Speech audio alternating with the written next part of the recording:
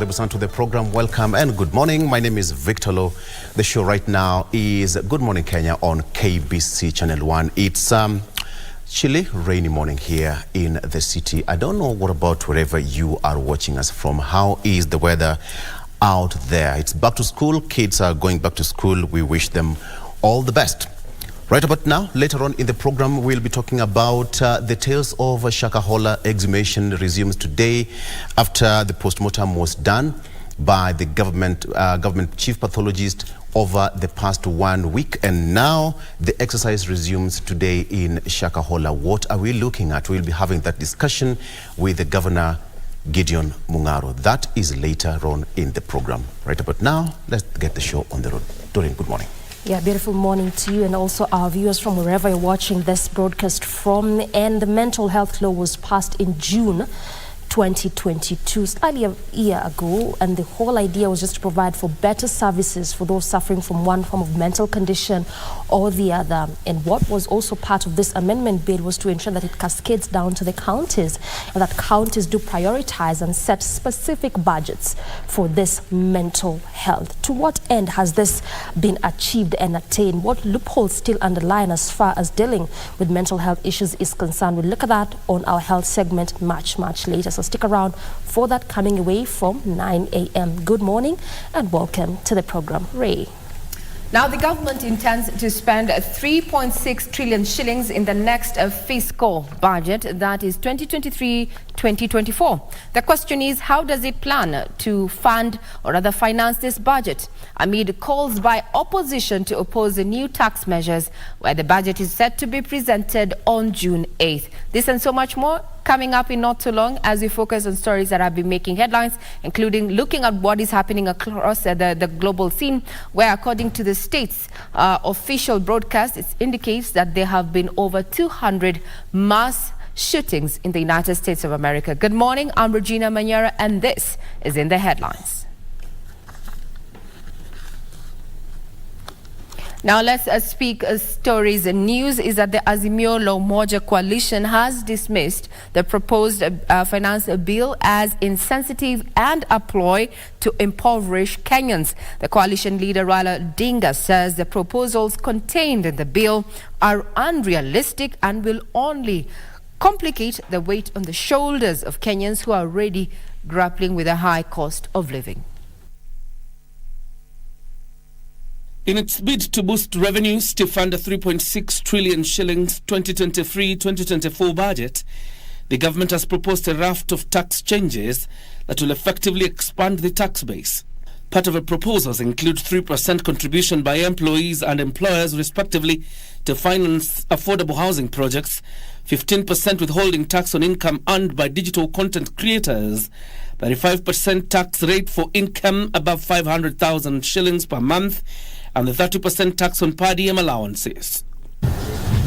The proposals have attracted outrage, particularly from the opposition. The tsunami of taxes in that bill will bury everyone, especially the jobless youth and the poor struggling down at the bottom. The opposition chief says the proposals contained in the bill are a slap in the face of promises made by President William Ruto on bringing down the cost of living and empowering those at the bottom of the economic pyramid. We wish to make it clear from the outset that as a party, we will try our best to ensure that this anti-people budget is not passed by the National Assembly. We will instruct our members of parliament to have nothing to do with it. The opposition wants government to deal with runaway graft and wasteful spending, as well as reduce what he termed as a bloated government. Domestic and international travel, conferences, workshops, and training must be reduced, and they should be held in the offices. In what promises to be a showdown between Kenya Kwanza allied legislators and their Azimio colleagues, MPs allied to the ruling coalition have vowed to resist any attempt to make changes to the proposals and want the bill passed in its current form. Ile proposal ambaye iko huko ni kwamba tuweze kuincrease kidogo na tufanye changes kwa pande hii na nyingine ili tuhakikishe kwamba tuna cushion zile changamoto ambazo tumeipata kama taifa. Now, question is, will the calls by opposition to actually rally troops in Parliament to have the proposed bill, or rather the proposed budget, passed as is, carry the day? The question also on a majority of Kenyans' minds is, will we actually meet our revenue targets, given that out of the 3.6 trillion shillings that the government intends to spend in the year 2023-2024, 2.3 trillion shillings should be actually brought forth, or rather the taxman, that is the Kenya Revenue Authority, is tasked to collect at least 2.3 trillion shillings, with a deficit likely to, or rather is going to be borrowed locally and also internationally, given that there are also plans to raise a sovereign bond within the same fiscal year. Give us your view in regard to the conversation around the new taxation and the proposed tax measures. Our Twitter handle is at KBC Channel 1. Mine is at Ray Manyara. Now to the courts, where the courts have declined to grant controversial televangelist Ezekiel Odero access to his bank accounts amid reports linking some of the accounts to money laundering and other suspects' transactions. Now, in a ruling delivered at Milimani Magistrate Court, the courts granted the Director of Criminal Investigation access to his bank accounts. The Milimani Chief Magistrate Court has ordered the managers of Cooperative Bank, NCBA, Equity, Kenya Commercial Bank, Housing Finance Company of Kenya and Safaricom to give the Directorate of Criminal Investigation access to all books relating to over 14 bank accounts linked to Pastor Ezekiel Odero as listed in the application. So call out the next one. The court has also blocked withdrawal of funds from the listed accounts. The court also allowed the police to investigate the televangelists' 7 M-Pesa lines in the next 30 days.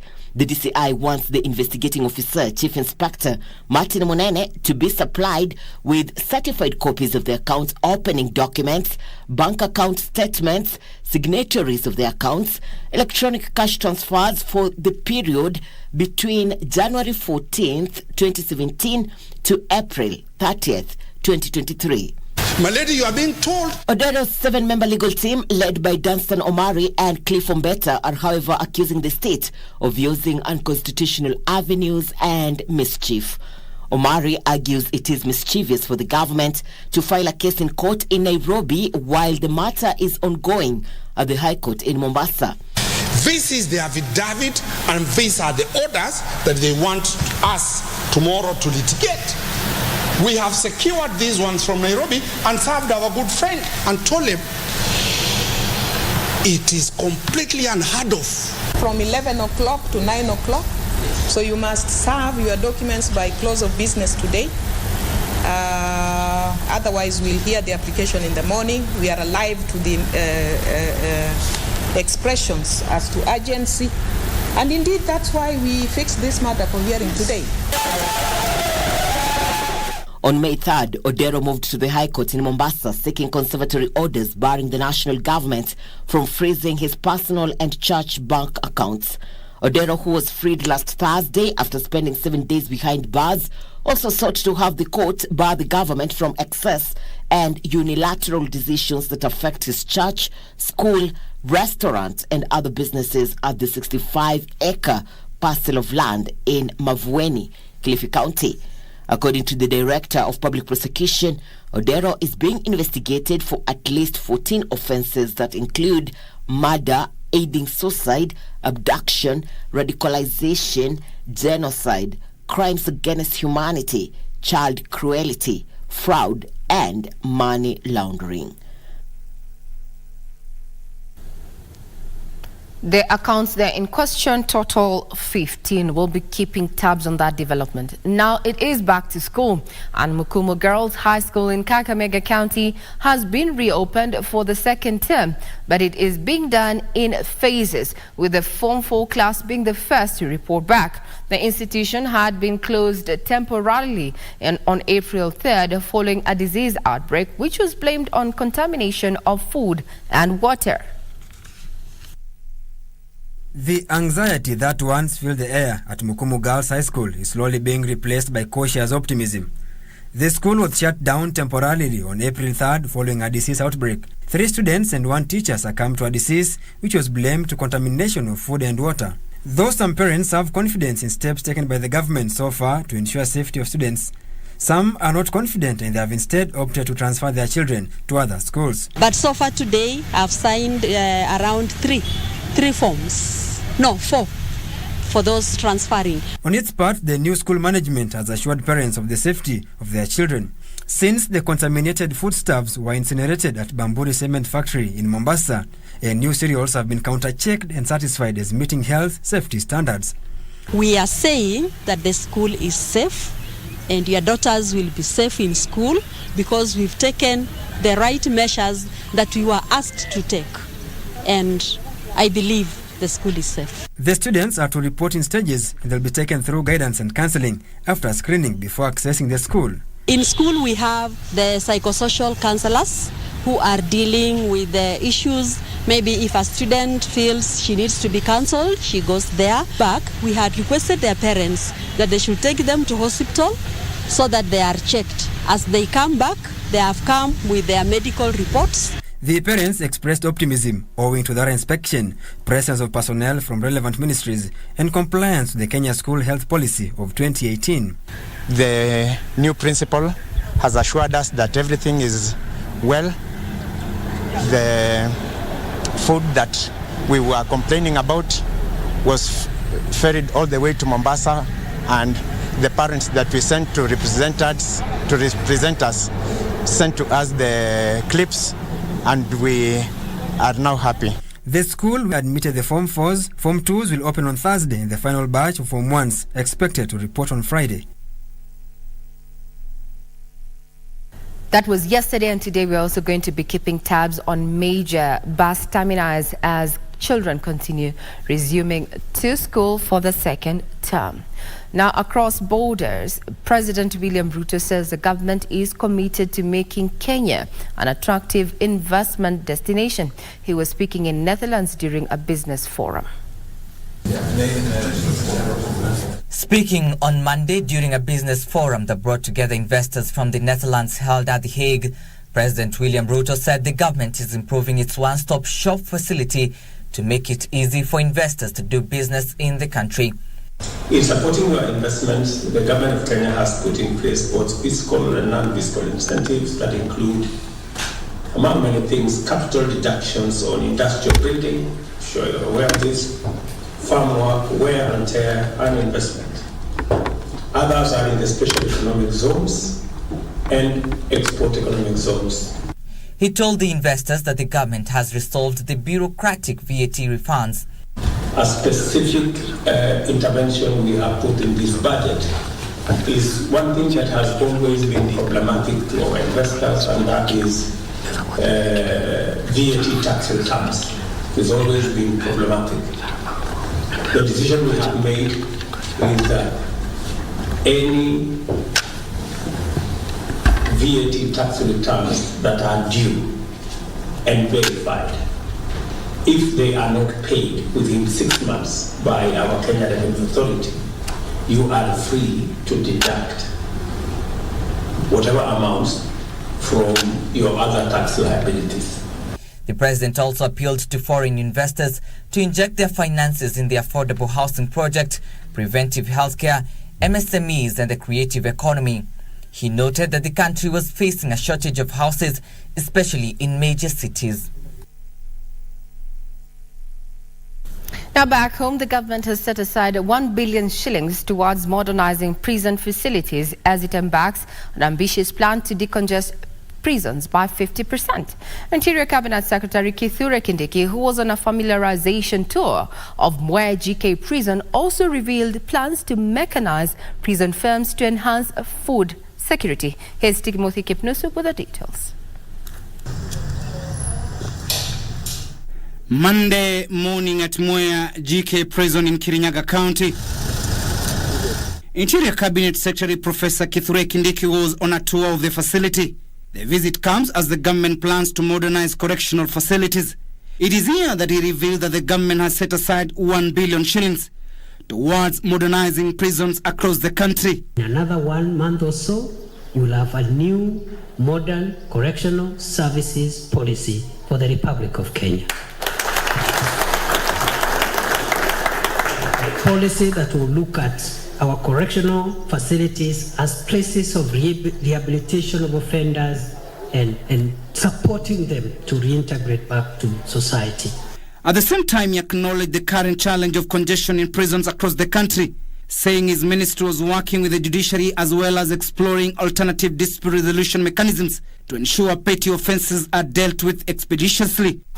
Tunataka wapewe bond, wafanye suspended sentences, wafanye community service uko nje. His sentiments were echoed by Correctional Services Principal Secretary Mary Mudhoni. You could help us to consolidate the court users committee to really form a bond with them so that we are able to fast track some of those cases. There's one thing to take them to court, and there's another thing to fast track the cases through judiciary to ensure that they are justly heard and given the priority that it deserves. We are looking for ways we can use. We call them alternative dispute resolution. Tuone wale watu wako na makosa kidogo kidogo, wametolewa hapa, wamepelekwa pengine wamefungiwa kwa chief. Mtu aliimba kuku na ako hapa shwali. We are very sure that those correctional reforms which were started by the former president, Vice President Modi Awori, that you take them now.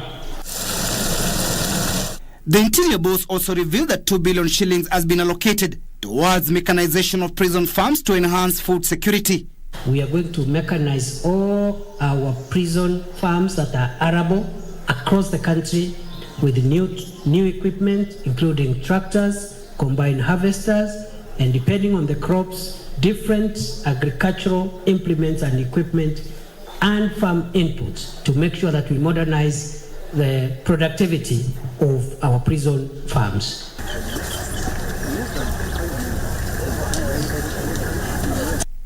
Business, where tax experts have raised concerns with the government's tax measures in the 2023-2024 fiscal year budget.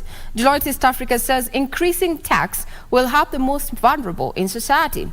Deloitte tax leader Fred Omondi says the government should explore creative ways of expanding the tax base and creating a conducive environment for investment and job creation.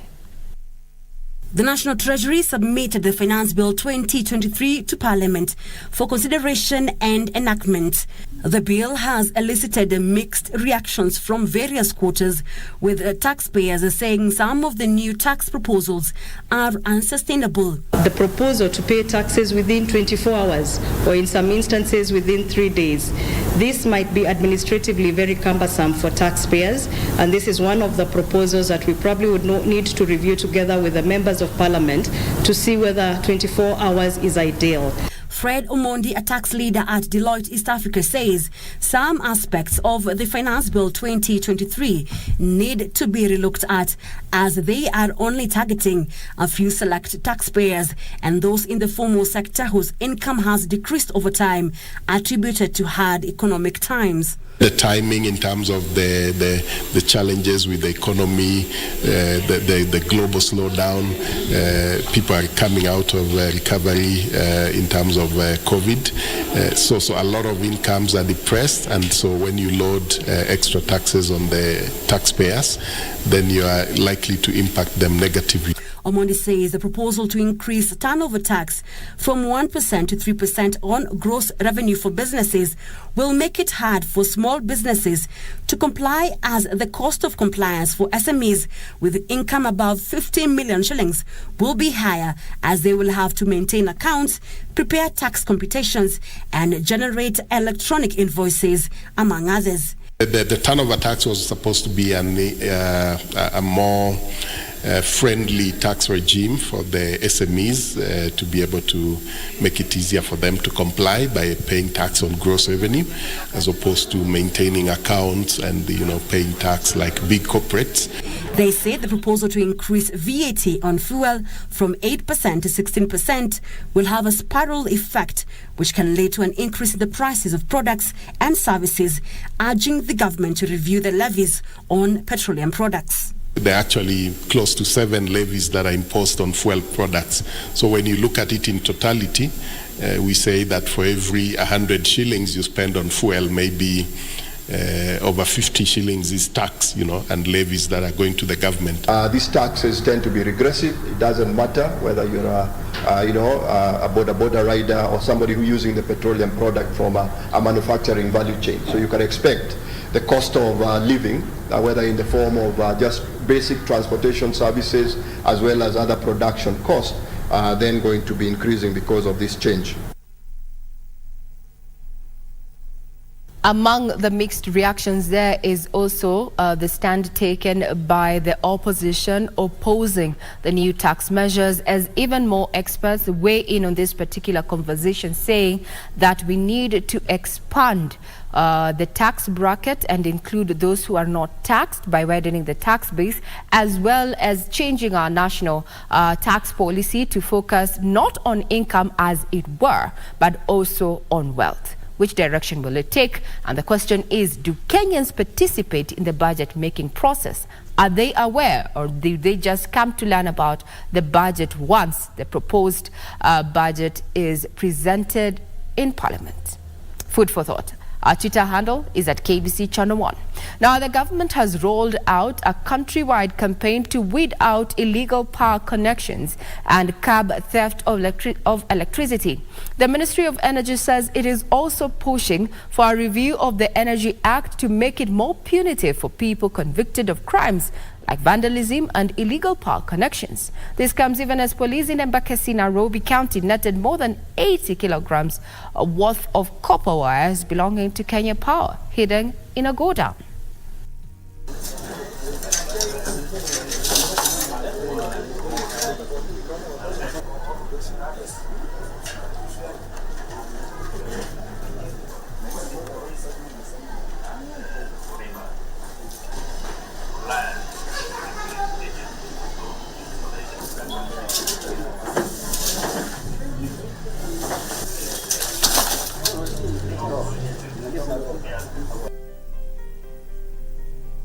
Still on matters electricity, is that the Rural Electrification and Renewable Energy Corporation is edging closer to starting to generate, produce and distribute electricity.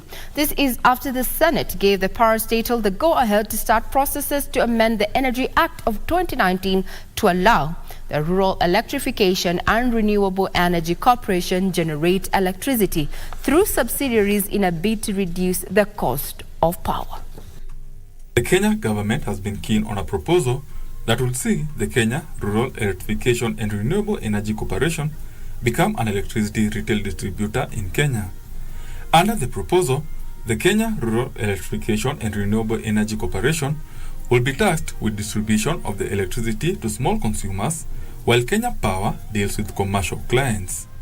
This is through an amendment of the law to expand the corporation's mandates. It is important we look at how we can give REREC some additional mandate. If it's not clear and expressed in the Act, then we give REREC that mandate, because moving into the future, the grid is increasingly getting closer to those off-grid sites. We either allow REREC to own companies, and those companies are audited individually to generate power and supply power in certain areas. So we need to weigh, do we allow REREC to go to generate, or to allow them, we get also another competitor for Kenya Power to distribute power? Because Kenya Power has proved to be very inefficient. The Kenya Rural Electrification and Renewable Energy Corporation says it has been forced to pay Kenyan fees for running the Garissa solar plant due to its limited mandate, forcing it to pass over the additional cost to consumers. The asset remains the property of REREC and by extension the government of Kenya. What we have done is we have contracted Kenyan, whose mandate now is in running of these stations, for operations and maintenance of the station, and we pay for that. The Senate has asked the Kenya Rural Electrification and Renewable Energy Corporation to consider revising their power sales agreements with Kenya Power to denominate it in Kenyan shillings instead of the US dollar. It would have been possible for you because your input was in yuan, your repayments are going to be in yuan. You should have agreed with Kenya Power that is the currency you are going to pay, but it is not for us to say.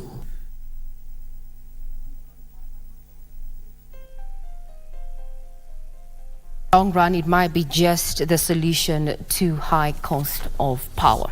Now to matters sports. Olympic 200 meters silver medalist Kenneth Benarek of the United States and 4x100 meters relay world champion Aaron Brown from Canada are among foreign athletes who arrived in the country on Monday for this Saturday's Kip Keino Classic Gold Tour at the Kasarani Stadium. Other athletes who are already in the country include American sprinters Sharikari Richardson, Kyra Jefferson, Tonisha Terry and King Ree.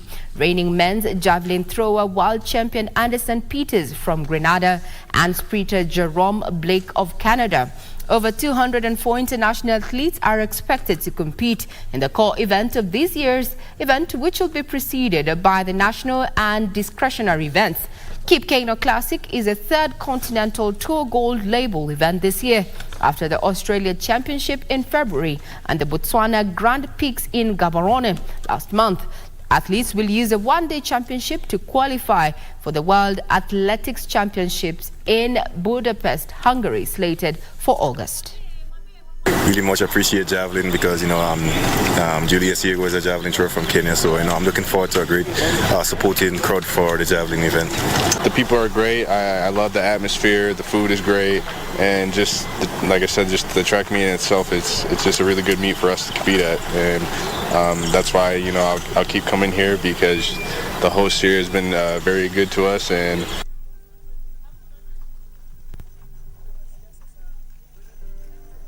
well, if you had plans for Saturday, then you need to revert or rather change those plans to include going to watch these particular races at the Kasarani Stadium.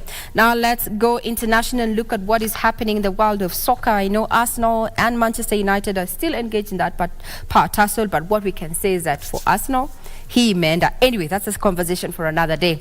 Let's look at what happened at the English Premier League and looking at yesterday's results. We had Fulham take on Leicester there, with Fulham coming on top, scoring 5 goals against 3 for Leicester. We had Brighton also square it out with Everton carrying the day, scoring 5 goals against a solitary goal by Brighton.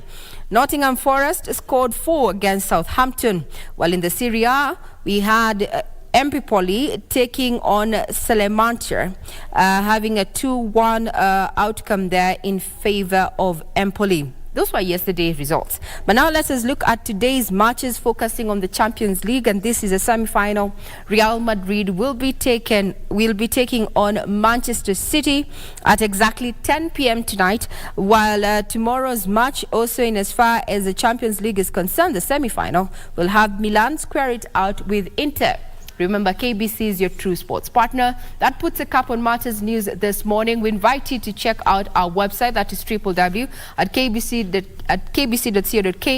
for updates in regard to stories that have been making headlines in the political scene at a time when the opposition has taken a firm stand against the proposed tax measures, as well as what direction will the legal case pitting Ezekiel, the controversial preacher, if you like, with the government. We'll be keeping tabs on that, and updates are available.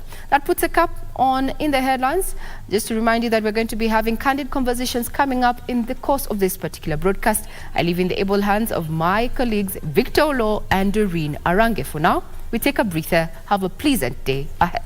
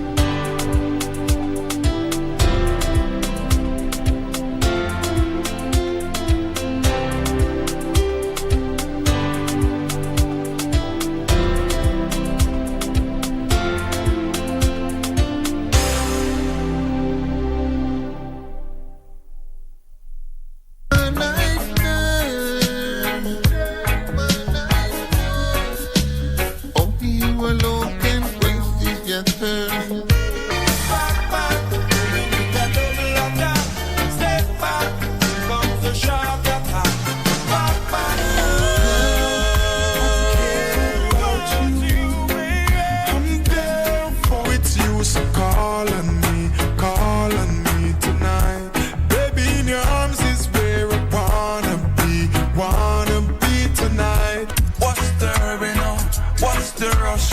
Take some time out, burn some kush. Life too short, have you always on the go.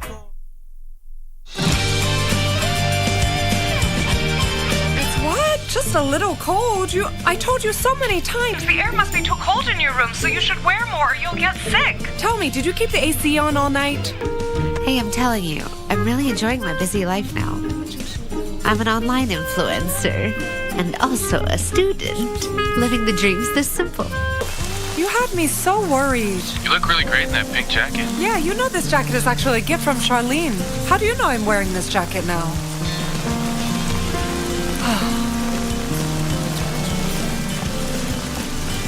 已经走远了，才转身离开了。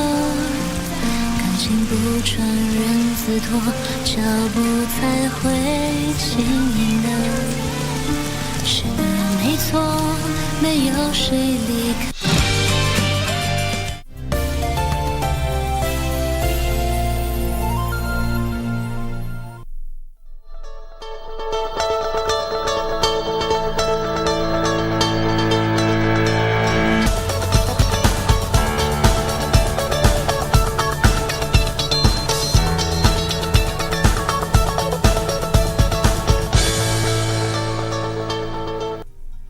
Welcome back, and thank you so much for staying with us. All right, so the exhumation process starts today again, resumes today rather, in Shakahola in Kilifi County, after the process went on of the process of postmortem took place in Malindi over the past 1 week, and today the government agencies together with the security agencies will be in Shakahola to continue with the exhumation process there.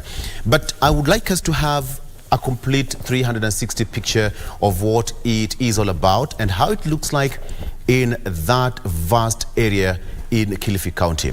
And that is why I'm joined by Kilifi County Governor Gideon Mungaro, joining me via Zoom all the way from Kilifi County. Governor, good morning and welcome to KBC Channel 1. Good morning, thank you. Absolutely. It must have been a very busy week and probably 2 weeks for you, Governor. Would you please just help us and paint a picture of how the situation is in your county? I think the situation is you can hear in the whole country that, and maybe in the world at the moment, that Kilifi has this not very good publicity at the moment because of this story. But yeah, we are moving on. Kilifi people are resilient, so I'm sure we'll get over it. The situation is now the homicide team finalized the autopsies at the Malindi Hospital, and now today they are moving again back to start exhuming more bodies. There is, of course, the weather is not very conducive at the moment. Shakahola has not been raining that much, so probably they'll be able to get on. But Governor, again, because for the sake of our viewers, you have been there, and I'm made to understand that you had an aerial survey of that vast region. Would you please kindly paint for us a picture? What is Shakahola all about? How is it? How big is that region? Shakahola is big. I've been there not this time of Mackenzie, but few months maybe 3 months after I came into office, because we are looking at the destruction which was going on that area on charcoal burning. It's vast. That land alone is 52,000 acres. It's part of the Chakama Phase 3, which has not been demarcated yet, because there were 3 phases of Chakama. Chakama Phase 1, Chakama Phase 2, Chakama Phase 3. This was a ranch of the local people. And they were at one time, people took a loan from a bank. They were recovered, but this particular one not yet. So that's why you have not many inhabitants there. It has those few people who are invited by Mackenzie. Maybe one elder just came and offered him, oh, we can sell you this piece of land. That's what I'm told happened. Then he came in and he started inviting people, and then this happened. Absolutely. And I must admit that perhaps you are caught flat-footed on this case, but how is your administration handling the situation? What we have done is, since day one when this thing happened, one of the few things we did was, one, to make sure that we set up the place to help the security when they came in initially. We made sure that the people who were rescued, we get them refugee and make sure that they had something to eat. Remember, they were not being fed in that forest. Eventually, they had to move for security reasons. Now they are staying somewhere else where they are getting police protection and be able to, once they recover, so that they can become state witnesses. But we have been coordinating basically with national government all the issues. As you know, that all these bodies from that place also are sent to our hospital in Malindi, to our morgue in Malindi. And the people who have been rescued also have been admitted in Malindi Hospital most of the time. And we have been taking charge of the things, basically. We've been footing most of the bills. The government also came in now. We wrote a letter to the Ministry of Health to help us with some of the items required, especially for the autopsies, because it's a very expensive exercise, as you know. But we thank also the Red Cross, because they came handy to help us with a mobile morgue, which we managed to facilitate also for it to come and be able to help us with the congestion we had at our morgue. And now what is the next move? The exhumation process begins today, and we have bodies still lying in various facilities. So what's the next move? Are the government going to release the bodies for burial?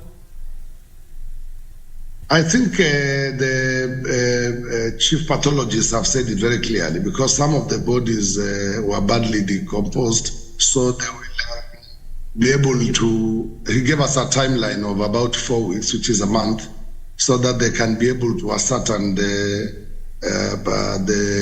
DNA, so they can start releasing bodies. For now, I think unless some families have been able to identify their people, I think it will depend on how the autopsies results will come out and identify the people who have their DNAs have been taken and identified.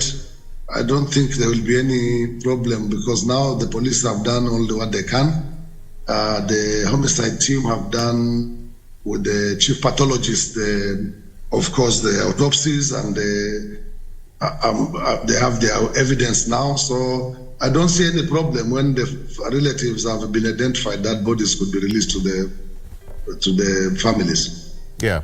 And again, Governor, with the process resuming today, are you afraid that the agencies might just recover as many bodies as were recovered earlier? There are many surprises in that place. If I tell you, according to the team, when we spoke last, the areas where they have pinpointed and they had not been reached yet, there are so many points. So anything is possible. Absolutely. And Governor, I mean, this is happening in a coastal county. We all know Kilifi County is one of the tourist destination sites, destination areas in our country. How are you going to redeem the image of your particular county? We are trying to as I've been saying the last days, that Kilifi County is not only about Mackenzie. We are doing so much, and we are also trying to revive tourism. We are trying to talk with partners to check issues of housing, industrial park, many to try to help to sort out water issues within the county, trying to make sure that we have our infrastructure in the hinterland, in the farming areas improved. So there's so much going on. Of course, most of the time is bad news is the biggest news. But Kilifi people, as all other Kenyans, are resilient and will come over it. Absolutely. And I know it's going to take some time. But again, there must be a humanitarian crisis because of this particular process. How are you handling it as a county? We have the team which is on the ground, includes our disaster. We have a committee where our team and the national team are working together, basically for logistic purposes, because the rest of the program of exhuming the bodies and autopsies to get evidence for eventually presenting in court is being done by the homicide team. So the work we are doing basically as a county is logistics, make sure that the people on the ground have water, there's counseling, there's when we recover, we rescue people, they are taken by our ambulances to the hospital with our nurses on board. Those are the issues which we are giving general logistics of the exercise. Governor, the president formed a task force to investigate the whole issue. How are you handling it? Would you support the task force to continue much as the process is also happening starting today again? Which task force? The one of the churches or the one for investigation? Right, on churches. On churches, I think we said this before. It was said by one of our party members. And I think as this exercise goes on, my urge, and I said it the other day, this weekend, that we just don't condemn all churches. We make sure that the regulation, the team will be fair and make sure that only the churches which they feel like Mackenzie's are not regulated or given a permit. But the churches who are, because you see, there's also freedom of worship, don't forget, in our constitution. So as we go with this inquiry team or a regulation team, there should not be a blanket condemnation on churches. Absolutely. And Governor, I'm also reminded to ask you that will the media this time around be allowed to access the area? I said it this weekend. I don't see why people should not be allowed. I know that it's a security area, but as I said this weekend, I think it's just fair so that to be able also to tell the country and the world that there's nothing we're hiding. I think there should be a level of engagement with the media and non-governmental organizations. My worry at the beginning, I think now many of these people have been flushed out. The worry I had at the beginning, and I was saying let it be the way it is because we are told some of these people were armed in there. But if the security feel like they have managed to neutralize the people who are probably the ones who are guarding these people to starve to death that have been flushed out, then I don't see the reason why. But of course, it will depend on the Interior Ministry if they will give some of these waivers. It's not about the county government. Yeah. Again, Governor, you said that it's not the first time that you had your trip to Shakahola, but after the whole thing was exposed, were you surprised that such a thing was happening in your county without your knowledge or to that of the investigators or even to the police officers? What surprised me was how the police, NSIS, all the security agencies, nobody could detect it. But as issues are coming out when you speak with the members of the public, I think that will be for later when the matter is in court and evidence is coming out. There are a few people who are saying, yes, there were strange things happening in that area. They have been reporting. But some people just slept on their job. That's the fact. And that's why the government now have removed all the senior police officers from this area. All right. And now with the process resuming today, what should you expect from you, Governor, and from the national government? I know you must be having a collaboration. Yes, I think if the weather permits, they will start the exercise again.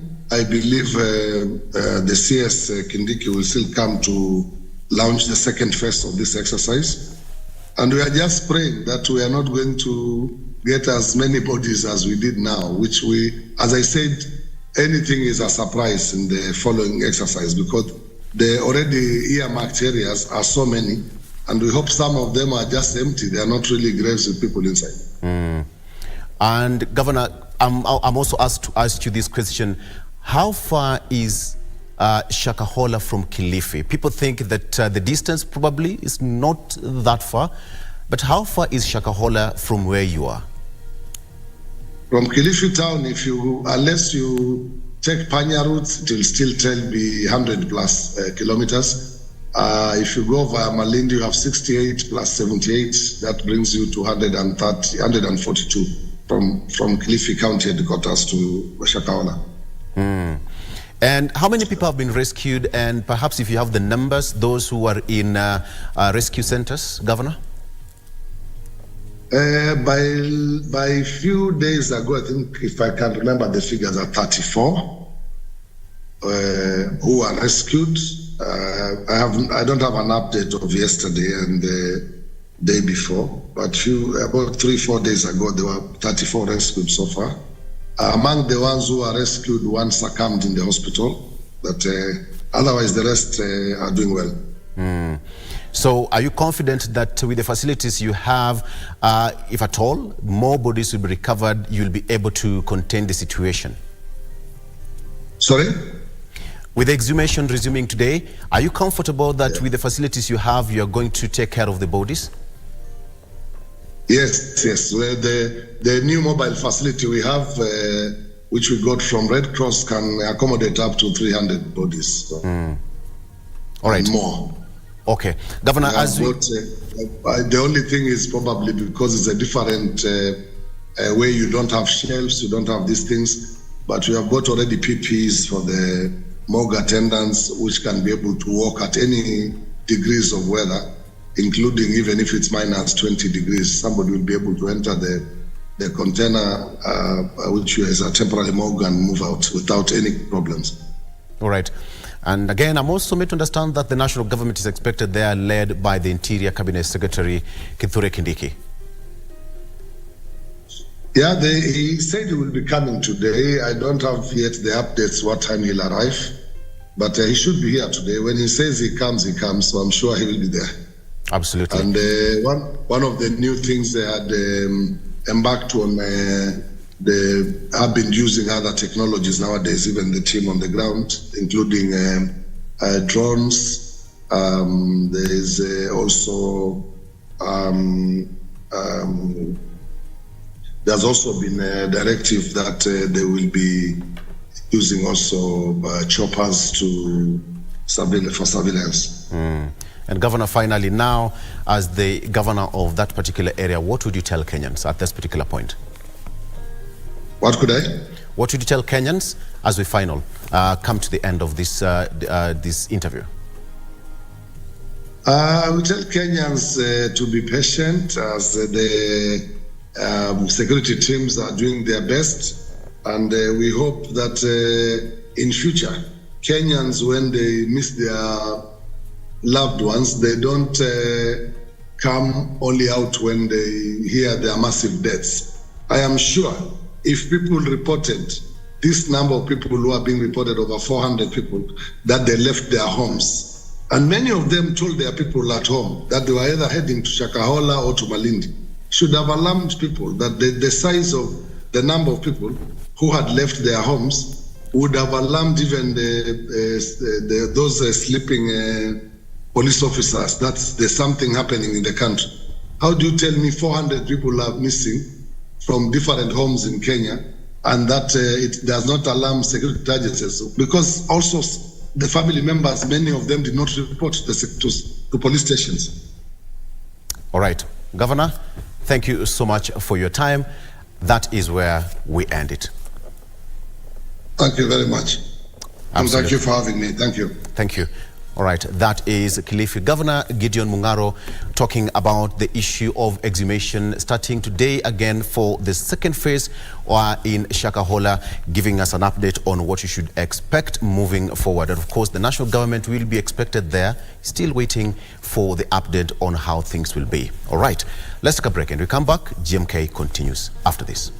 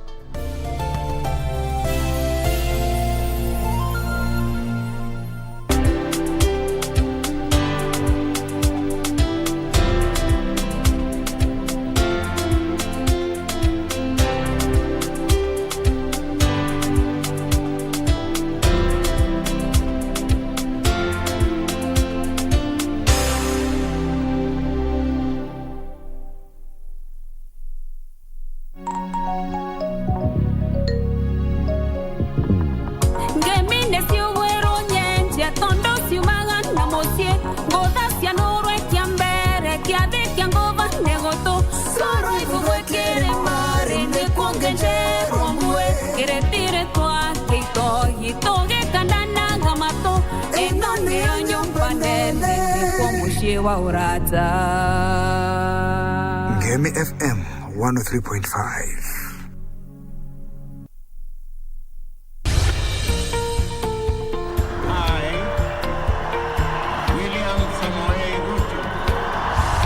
After the dust settled on rigorous campaigns, Kenyans are waiting for elected leaders to deliver on their pledges. Have you used the Hustler Fund? When your children sleep hungry, when you can borrow 500 or 1,000 shillings and they have some food on the table. So the 500 you're giving me now is my purchasing power has literally been diminished comparing to probably even January or December. But how have the leaders performed so far? In terms of the amount of money that is being disbursed, the minimum being 500 shillings, how do you scorecard that? No, that I'm giving it a 2 out of 5. 2 out of 5. 1 out of 5? I'll still give it 5 out of 5. Every week, we bring you an honest assessment of the national and county governments. What is the impact of the Hustlers Fund? There are people who borrow praying they don't have to pay back. For example, they pray that the owner dies. The Scorecard. Every Tuesday at 10 p.m. on KBC Channel 1.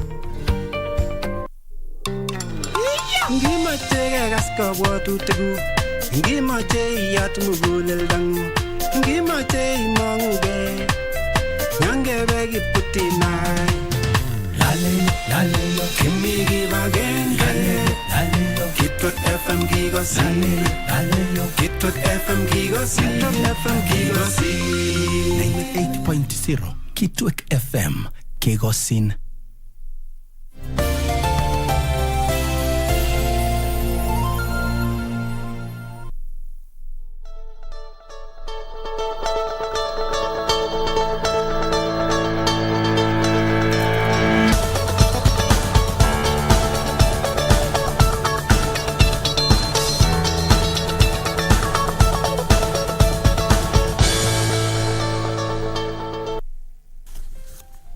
Welcome back and thank you so much for staying with us. All right, let's take a look at what we have on our local dailies.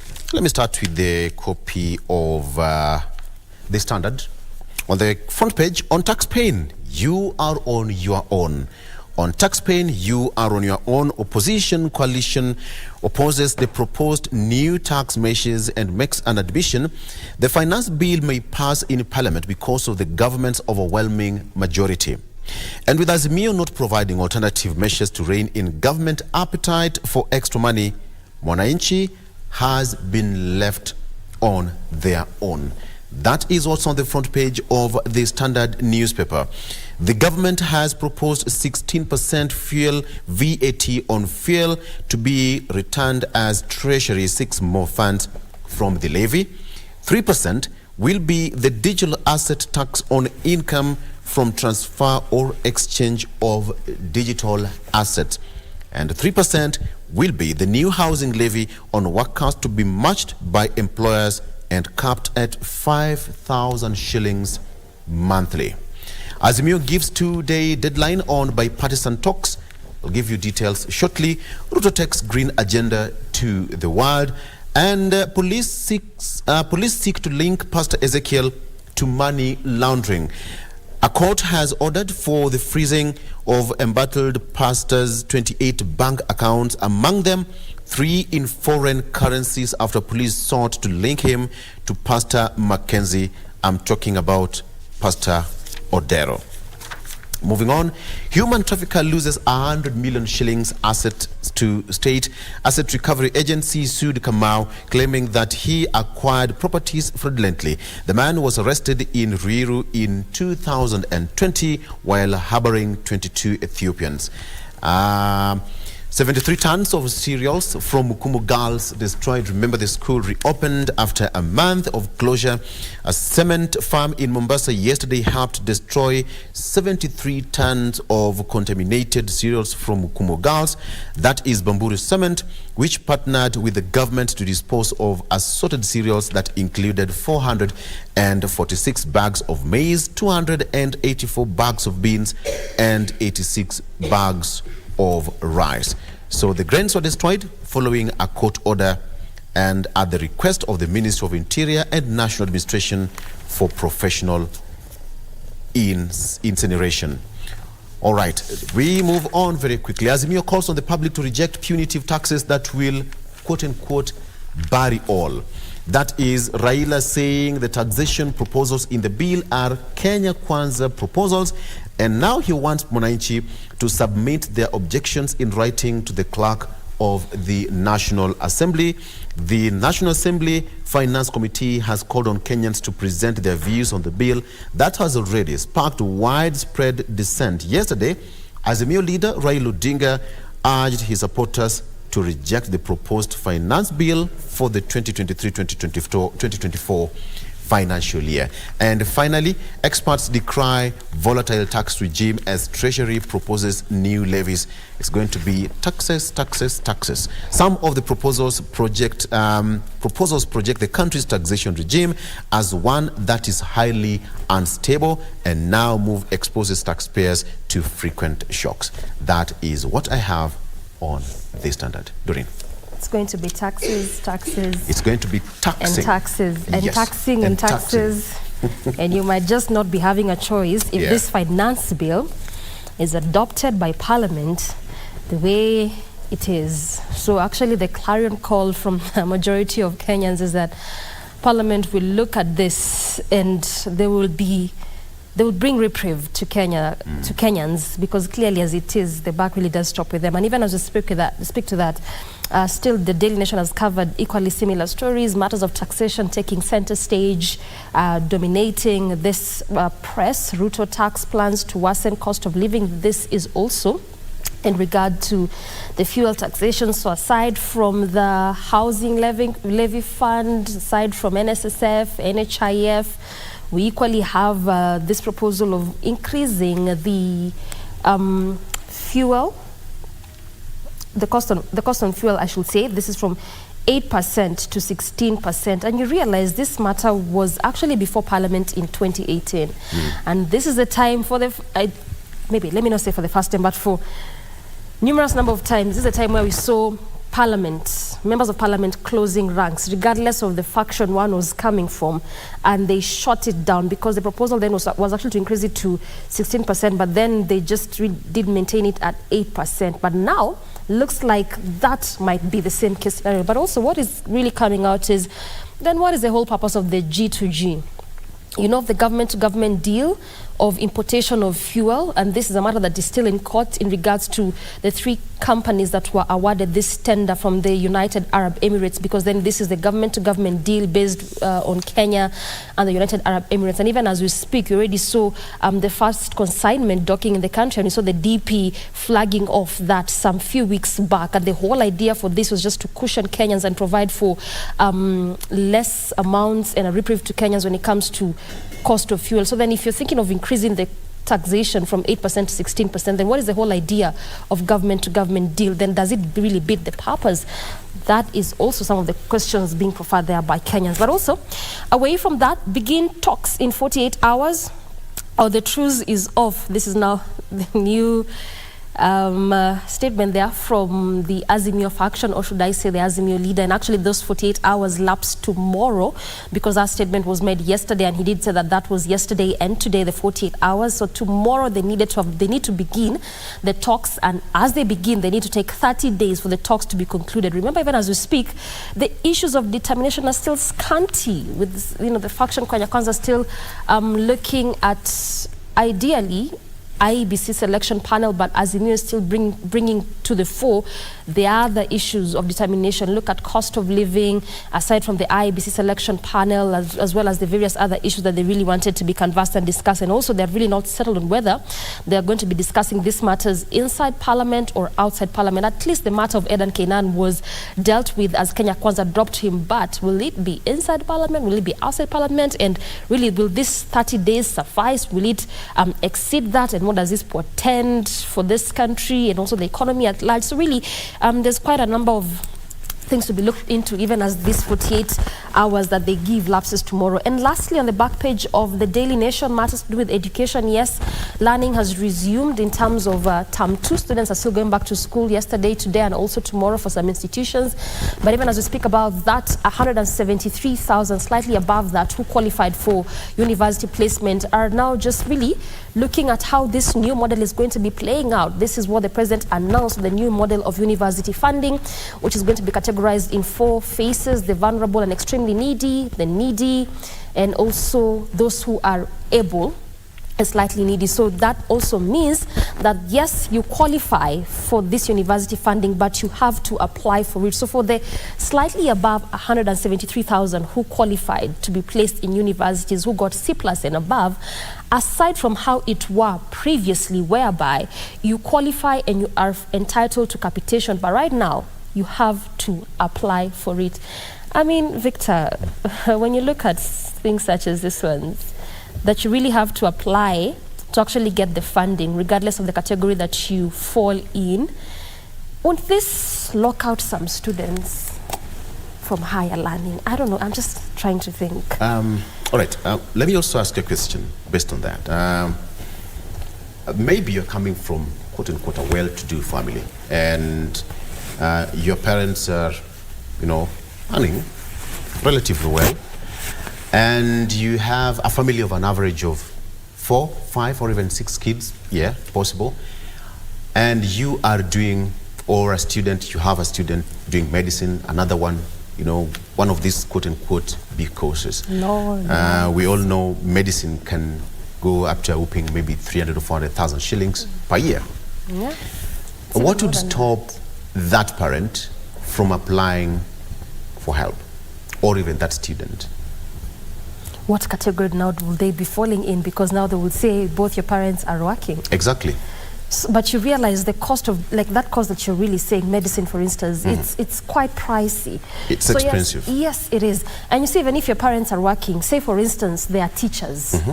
Both of them are teachers. How much does a teacher earn? And or even say, your parents are earning probably 60,000, 70,000 shillings, and you have... And this is both, for instance. Both. And you have got 3 or 4, kids in university, in higher learning. Yeah. Some of them are in secondary schools. Yeah. How much will you distribute amongst all these kids for them to be in school, and yet there is help? And that's why Just we had thinking. that capitation, that for if you qualify for university, if you have the C+ and above, you automatically qualified for the capitation. But now with this new model, you literally have to apply for it. And then even scrutiny. Yes, and even if you apply for it, you won't be eligible to the whole funding based on the kind of category that you would be as a Kenyan, if it's extremely needy, if it's well-abled. So you can imagine the number of students would be locking out from higher learning. And also the other idea that for government-sponsored students in private university, but just by that fact, you are not entitled to any. Just a curious question. How many people do you think have benefited from help. Yeah. Just randomly, right now, on this 9th day of May 2023. The same people proposing for this kind of, they have well benefited from help. Some of them just left campus a few years ago and they're now members of parliament. I mean, Victor, how many parents take their children to, they break a tooth and a nail to take their children to good high schools so that they can get the good grades that will allow for them to be placed in universities so that they can enjoy the government capitation.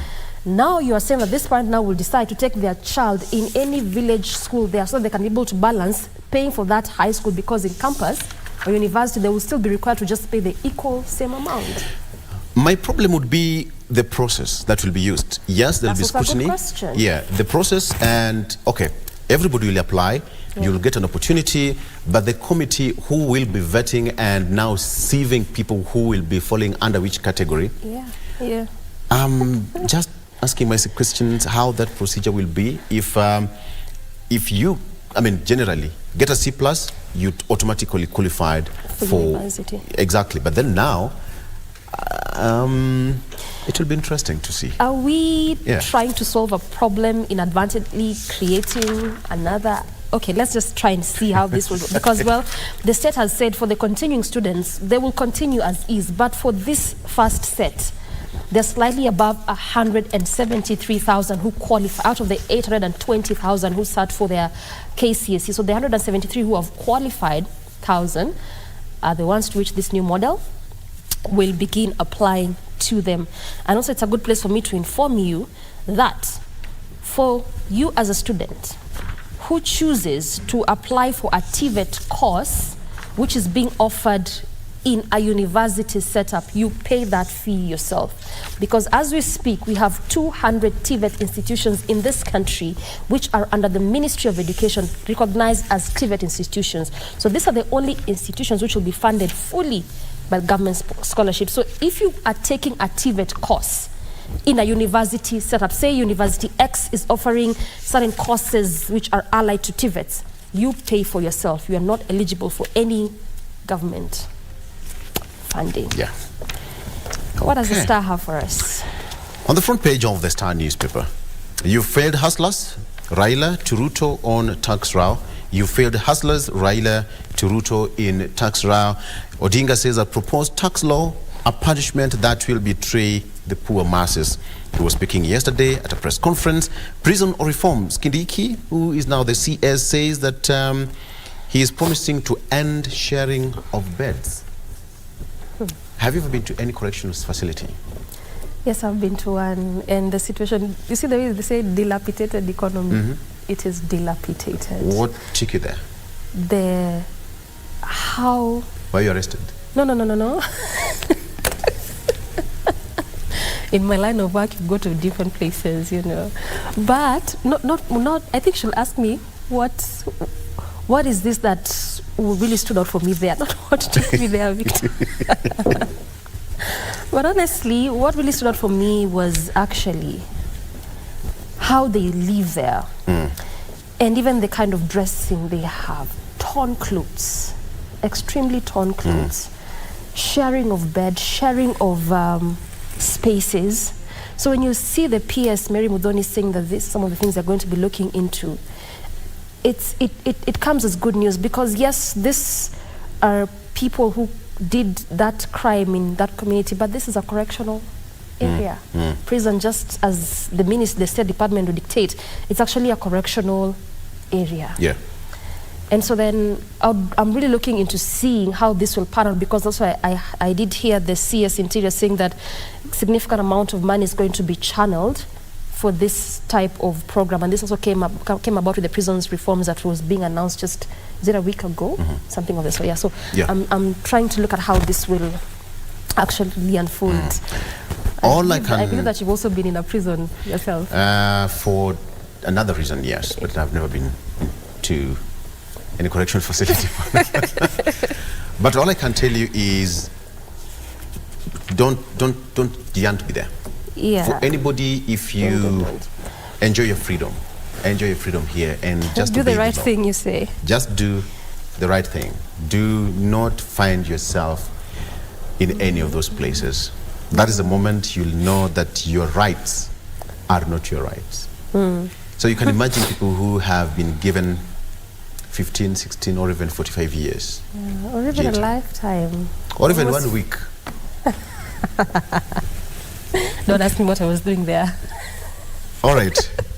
Why CDF will no longer fund village roads sporting events? This is something that we discussed here yesterday with my analysts who now there is a question of the constituency development fund that will no longer be used to support sports tournaments, tree planting, or even construction of village roads. A proposed law provides the CDF cash will be exclusively used on projects that will fall within the mandate of the national government. If you watched the show yesterday, that is exactly what we discussed here with Crispus Othimba and Daniel Orogo. New law wants state officers to step aside if charged with graft. Is this something new, Doreen? I don't think so. What's that? New law that is now the state officers will step aside if charged with graft. I mean, it's been there before. It's not a new law. Let's just talk about the implementation of it. Yeah. Not really a new law. It's not. It's like when you say how public officers need to declare their wealth. This even the former president talked about it numerous times, but does it happen? I mean, the implementation, that's the bottom line. Yeah, it's implementation, not a new law. And actually, let me just give you a brief on what it says. This was completely fleshed out there for you by Majority Leader. That is Kimani Ichung'wah, who said that no big wigs will be spared in state's fresh bid to tighten anti-corruption laws. State proposes for the 5th time to delete law shielding elected leaders, constitutional office holders. 5th time. That's why I said it's Do we really need to discuss that? new. Do we really need to discuss that? I mean, let's just leave it. Let's just leave it. Why CDF will no longer fund village roads and sporting events? According to a bill by Majority Leader, the Constituency Development Fund will no longer be used to support sports tournaments, tree planting, or even construction of village roads. A proposed law provides that CDF cash will be exclusively used on projects that fall within the mandate of the national government, and that is the NGCDF. Amendment Bill 2023, if approved, would see an end to MPs using the cash on all functions reserved for county government. If you followed the show yesterday, that is what we discussed yesterday here on the show. That came about with members of county assembly also having, some certain kind of proposal to have their kitty for their development in their respective wards. The move could also deal a huge blow to regions where small village roads have for years been maintained by MPs through CDF funding. That is there. Now, there's something here. 5,000 participants set to be in Nairobi for what? Avocado event in Nairobi. When is that? It's slated for 31st of May to June 2nd this year. In the next 2 weeks. Exactly. Yeah, 2 weeks it is. And there is, it's called Africa Avocado Congress. What is the event all about? What's the idea? The event, according to the Chief Executive Officer of the Avocado Society of Kenya, say that the event is expected to attract thousands of avocado growers, exporters and stakeholders from Africa, Europe and the Middle East. He also said that Africa 2023 event will be the second largest convergence of stakeholders in the avocado sector in the world this year. But of course, I mean, we can give it.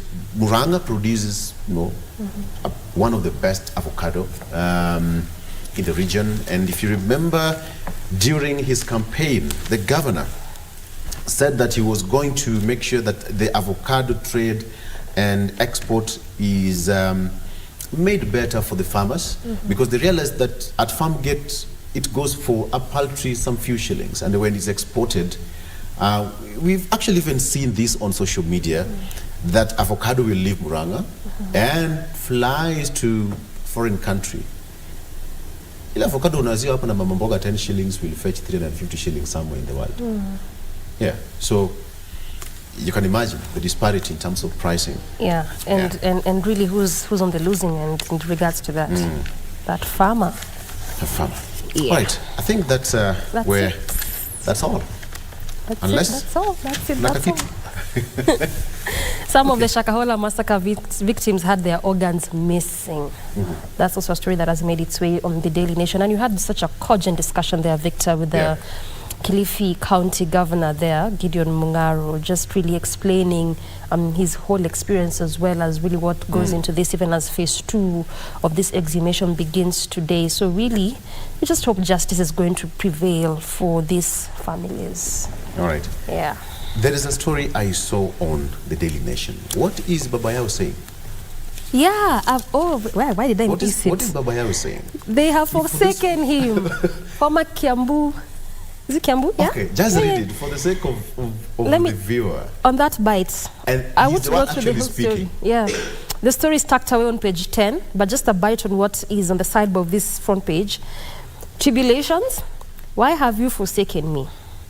And I'm telling you the face, kama unaweza ona, but iko hapa chini. Iko chini. Because somewhere, you see, this someone who's forsaken. And here, somewhere there, see, just next to the Dero, Okay. Why have you forsaken me? I now understand politics better. When I was governor of Kiambu, I used to get a lot of calls from different people, he says. But now, they don't even pick my calls. That is what he's saying. The story is also tucked away on page 10 of the same daily. Ex-governor wonders why his cases have not gone away like those of others, the cases that were hanging on him. Remember, this was also one of those governors who was impeached at his time. And he says that after politics, it has become very difficult for him. Also, 1.9 billion value of his assets have been frozen by the EACC following an order by the High Court. Ruto has forgotten me despite my campaign support. I mean, there's really a lot that he's saying.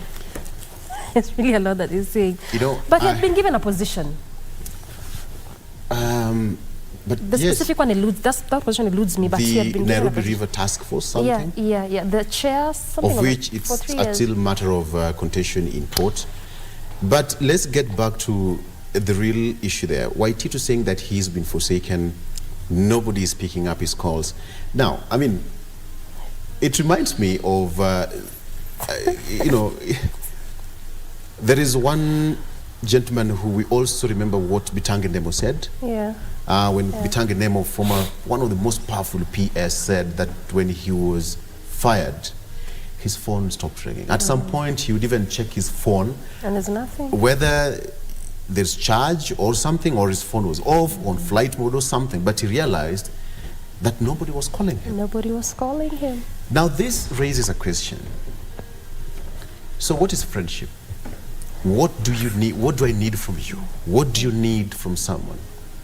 And I mean, Victor, raising good example, because I remember even what Bitange said, I think it was in an interview. Yes. And the same was also said by the former ICT CS Jomusheri. And you can imagine for him, his term was done. So he was retiring, not that he was being fired or, impeached like what you're saying with Waititu, but even him, he said that the moment he left government in that regard, his phone stopped ringing. The same was said by Ukuri Atani, former CS Treasury. And you can imagine, these are people who actually their term ended very well. They left office, now they're just back home, retiring for this moment. Maybe they might pick up politics after some time, but they're just at home. They left in good faith, but their phones stopped ringing. And you ask a very good question. What does it speak about friendship? What does it really mean? This tells a lot. One, this according to me, there is nothing, and please don't misquote me. Disclaimer alert. Exactly. Friendship is all about what I can offer someone. Somebody will only be interested in what I can offer them. They're not interested in me. That's what friendship is. Exactly. It's a relationship of convenience. If I am able to give you something when you need it, when it is convenient for you, then I'm a friend. Your phone will continue to ring. The moment I will not be in a position to give you what you want, and when you want it, I'm no longer your friend. Ukur Yatani said, again in an interview with the Daily Nation, he said that after that his phone stopped ringing. He went back to the village, he was driving himself, he didn't have a bodyguard, he didn't have a driver, he would sleep and wake up anytime he wanted. The same thing happened with Bitang Nemo once, the moment he was fired. He went back to the village and his phone stopped ringing. But you know that idea or definition of friendship that you give, and you did say, let no one misquote you. One would say that is how it needs not to be. But sadly, that is how it is. Exactly. That is just why would my phone stop ringing? Just how, that's how it is. Because someone would ask, so then I'm calling you to find out how you are doing, and so then what happens? Yeah. So that what happens? I mean, because I'm in a position of influence, I would call you, you know, Victor, I had this and that, all right? A signature there, boom, project done. A signature there, tender done. A signature there, 1, 2, 3 things done. But now, because I'm not in a position, my phone will stop ringing. And you know what? It's only one person who will never forsake you. And you know who that person is. It depends with your faith and where you belong. Let me tell you, sadly, that's the truth. Yeah. It is a bitter truth, but just that's how it is. The only person who will never forsake you. And he said it. I will never forsake you. Depending on your faith. It needs not to be that way, but that's just how it is. Let's take a break, Dorit. Yeah, let's take a break. We'll be forsaken here on set. They will just do the montage when you're speaking. We'll be right back.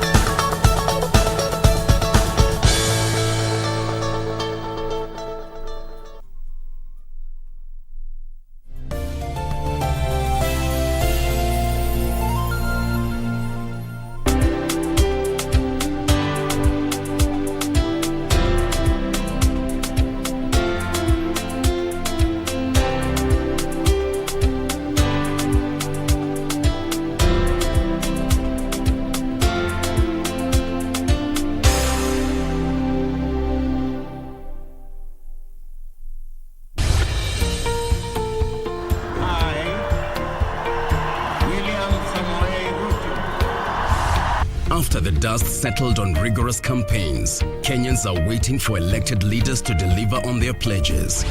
Have you used the Hustler Fund? When your children sleep hungry, when you can borrow 500 or 1,000 shillings and they have some food on the table. So the 500 you're giving me now is my purchasing power has literally been diminished comparing to probably even January or December. But how have the leaders performed so far? In terms of the amount of money that is being disbursed, the minimum being 500 shillings, how do you scorecard that? No, that I'll give it a 2 out of 5. 2 out of 5. 1 out of 5? I'll still give it 5 out of 5. Every week, we bring you an honest assessment of the national and county governments. What is the impact of the Hustlers Fund? There are people who borrow praying they don't have to pay back. For example, they pray that the owner dies. The Scorecard. Every Tuesday at 10 p.m. on KBC Channel 1.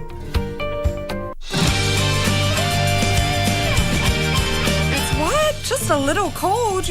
I told you so many times. The air must be too cold in your room, so you should wear more or you'll get sick. Tell me, did you keep the AC on all night? Hey, I'm telling you, I'm really enjoying my busy life now.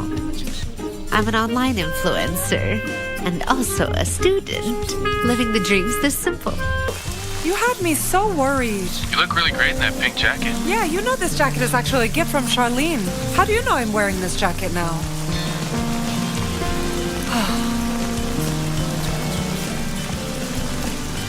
已经走远了，该转身离开了，感情不穿人字拖，脚步才会轻盈的。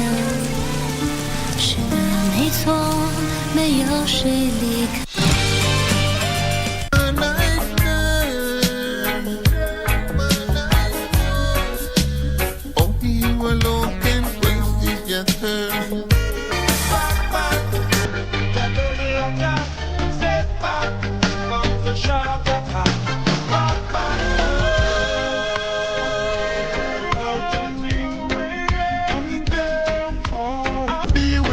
So call on me tonight.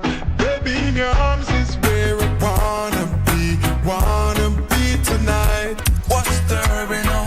What's the rush? Take some time out, burn some kush. Life too short, have you always on the go.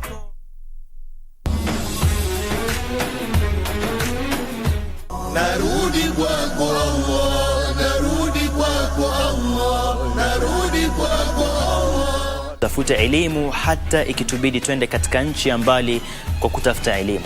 Mwenyezi Mungu amekumba wewe, amekupatia riziki, oxygen, neema, afya, maji, anakuletea mvua. Mwenyezi Mungu amekupatia neema, wa in ta'uddu ni'matallahi la tuhsuha wa ma bikum min ni'mat fa min Allah. Chochote katika neema mko nacho ni kutoka kwa Allah. Halafu uende ukaabudie mawe, Mungu atakubali. Heart of a Muslim, well to be part of Islam. The heart of a Muslim, united we will always stand. Tunaweza mchunguza. Me and you. For J&J. Bari boss. Mzuri, unaona umeanza kazi mapema eh? I have a good feeling about this one, eh? Usijaribu kumweka kwa mfuko. Alafu. That's all you need to know. No more questions. We will be fine, my love. Why didn't you ask for me? Was he angry with me? Don't say that. How can I help? Not posting anything on social media without asking me. What? That could have been a nice content. You're such a lifesaver. Nothing comes for free. My footage, I don't have it. Don't let him know that I know. He means well for the company. You don't need to chase your workers out. That's none of your business.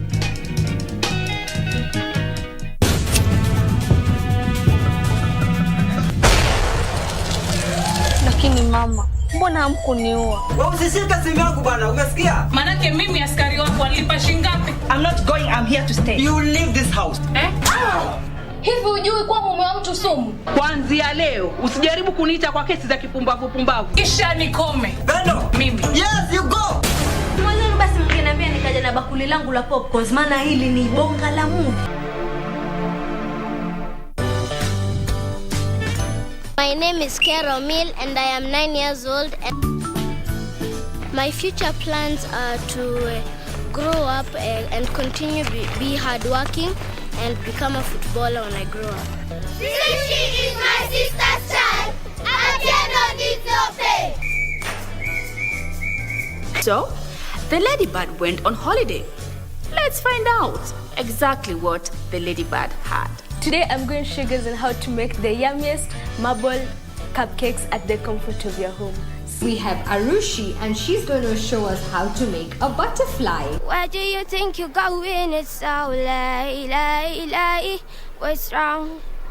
I said I can't stay.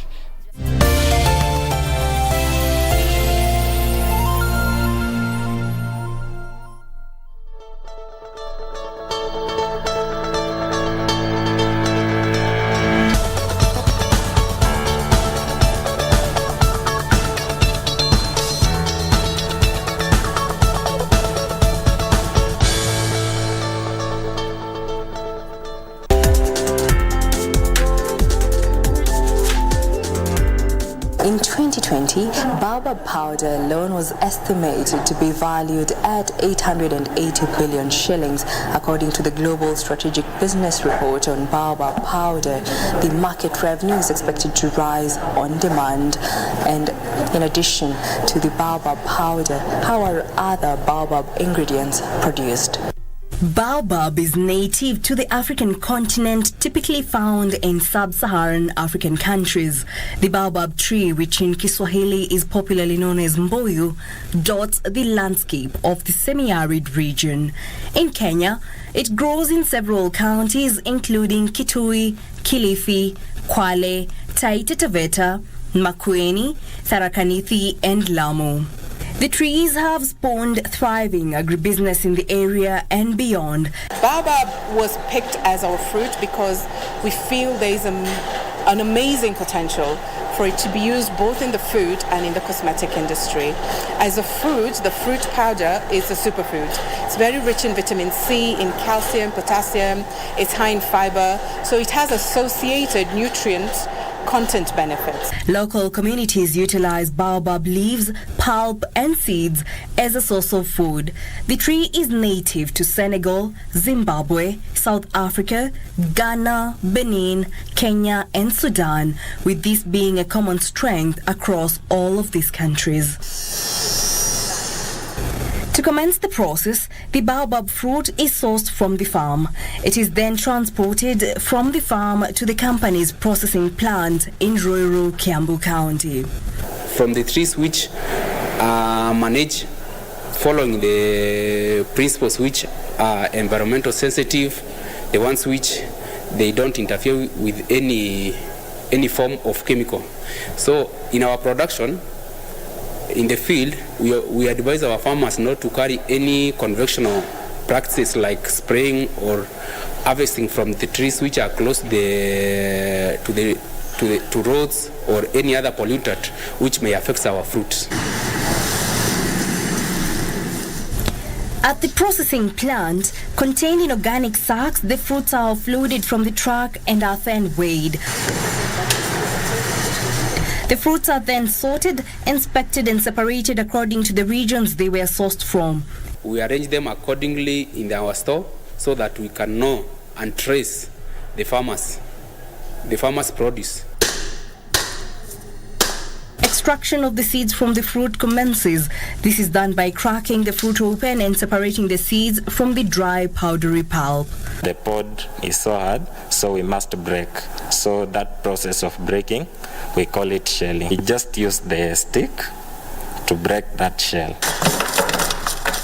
After deshelling, the seeds, fiber and the dry powdery pulp is extracted from each fruit by scooping out the pulp and separate it from the fibers which hold the seeds together and onto the fruits. The extracts undergo sieving to separate the dry powdery pulp, seeds and the fiber. At this point, various products are extracted: the seeds, powder, fiber and the shell. We also use the powder for fruit. So we sell it to other companies, to other customers who want to buy the baobab powder as a fruit. As cosmetics, we extract some antioxidants from it to add that to our cosmetic range. Baobab is classified as a superfood because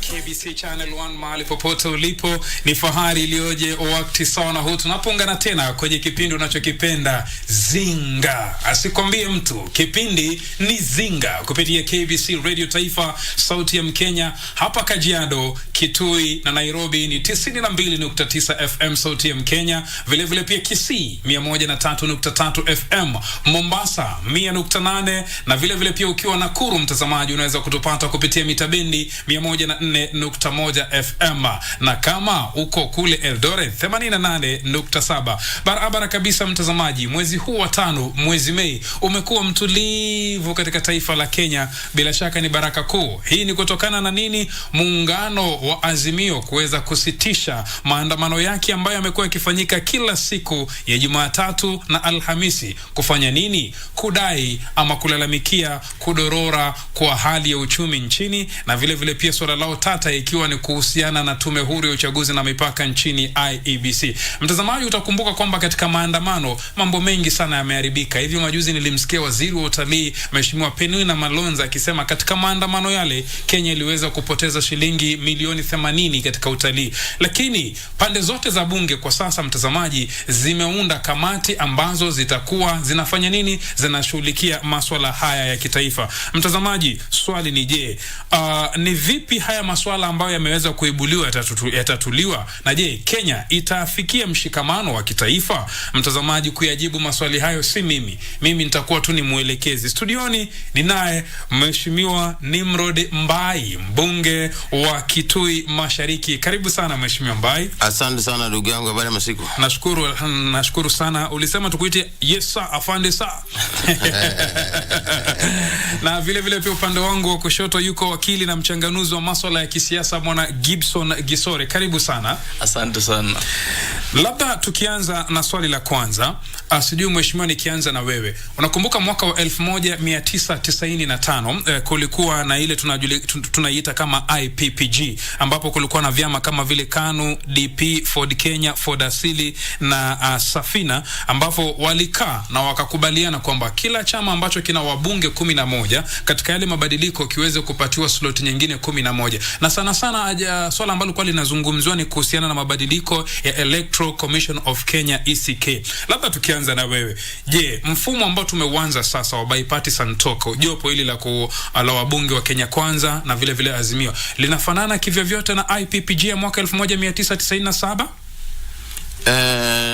Hatuwezi sema inafanana kwa sababu tukikumbuka hiyo ya IPPG ilikuwa na players ama watu kutoka nje ya bunge pia.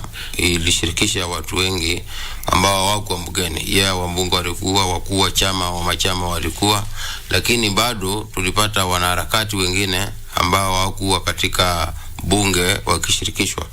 Na hiyo ni jambo ambalo hata saa hii Azimio walikuwa wana push ikue, lakini rais akasema mambo ifanyike kwa bunge kwa sababu hivyo ndo sheria inasema.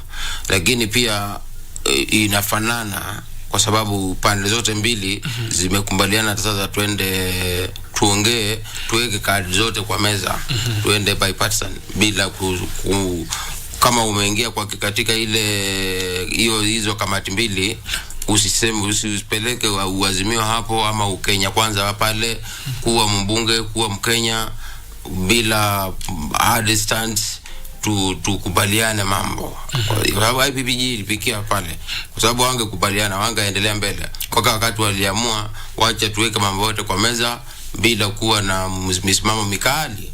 Sasa hii naona pia hao wabunge wenye wako kwa hii bipartisan talks pia the word bipartisan inamaanisha usiweke ile shirika lako maalum umetoka mbele, na pia jambo lenye mtakubaliana likubalike na kila mtu, hata kaa haikubaliani na ile saidi yako ya kisiasa. Hapo ndio inafanana na IPPG kiasi. Mheshimiwa Mbai, umezungumza swala zuri sana kwamba bipartisan talk, kila mtu anafaa aache mambo ya chama chake aangalie swala muhimu. Na unakumbuka kwamba hii kamati ilikuwa ishaundwa, ilikuwa ianze kazi, alafu ghafla binvu ikakatika. Ni vikwazo gani vilipelekea mpaka ikakatika? Azimio akasema tunarudi kwa barabara, alafu baadaye ndo akarudi tena. Kulikuwa na mambo mengi, lakini jambo lenye lilikuwa muhimu kwanza ni vile walisema kuna ile walikuwa wanaita political party discipline. Kwa kama umechaguliwa na hichi chama upaswi kuruka uende kwa chama kile kingine, alafu uanze kupewa nafasi ya kufanya kazi ukiwa kwa hiyo chama kingine. Ndio liona Mheshimiwa Kainan Waldas akasemekana kwa sababu alichaguliwa kwa Jubilee na Jubilee ilikuwa kwa Azimio, na Jubilee ikaruka ikaingia kwa Kenya Kwanza, alafu Kenya Kwanza ikamteua Mheshimiwa Kainani kuingia.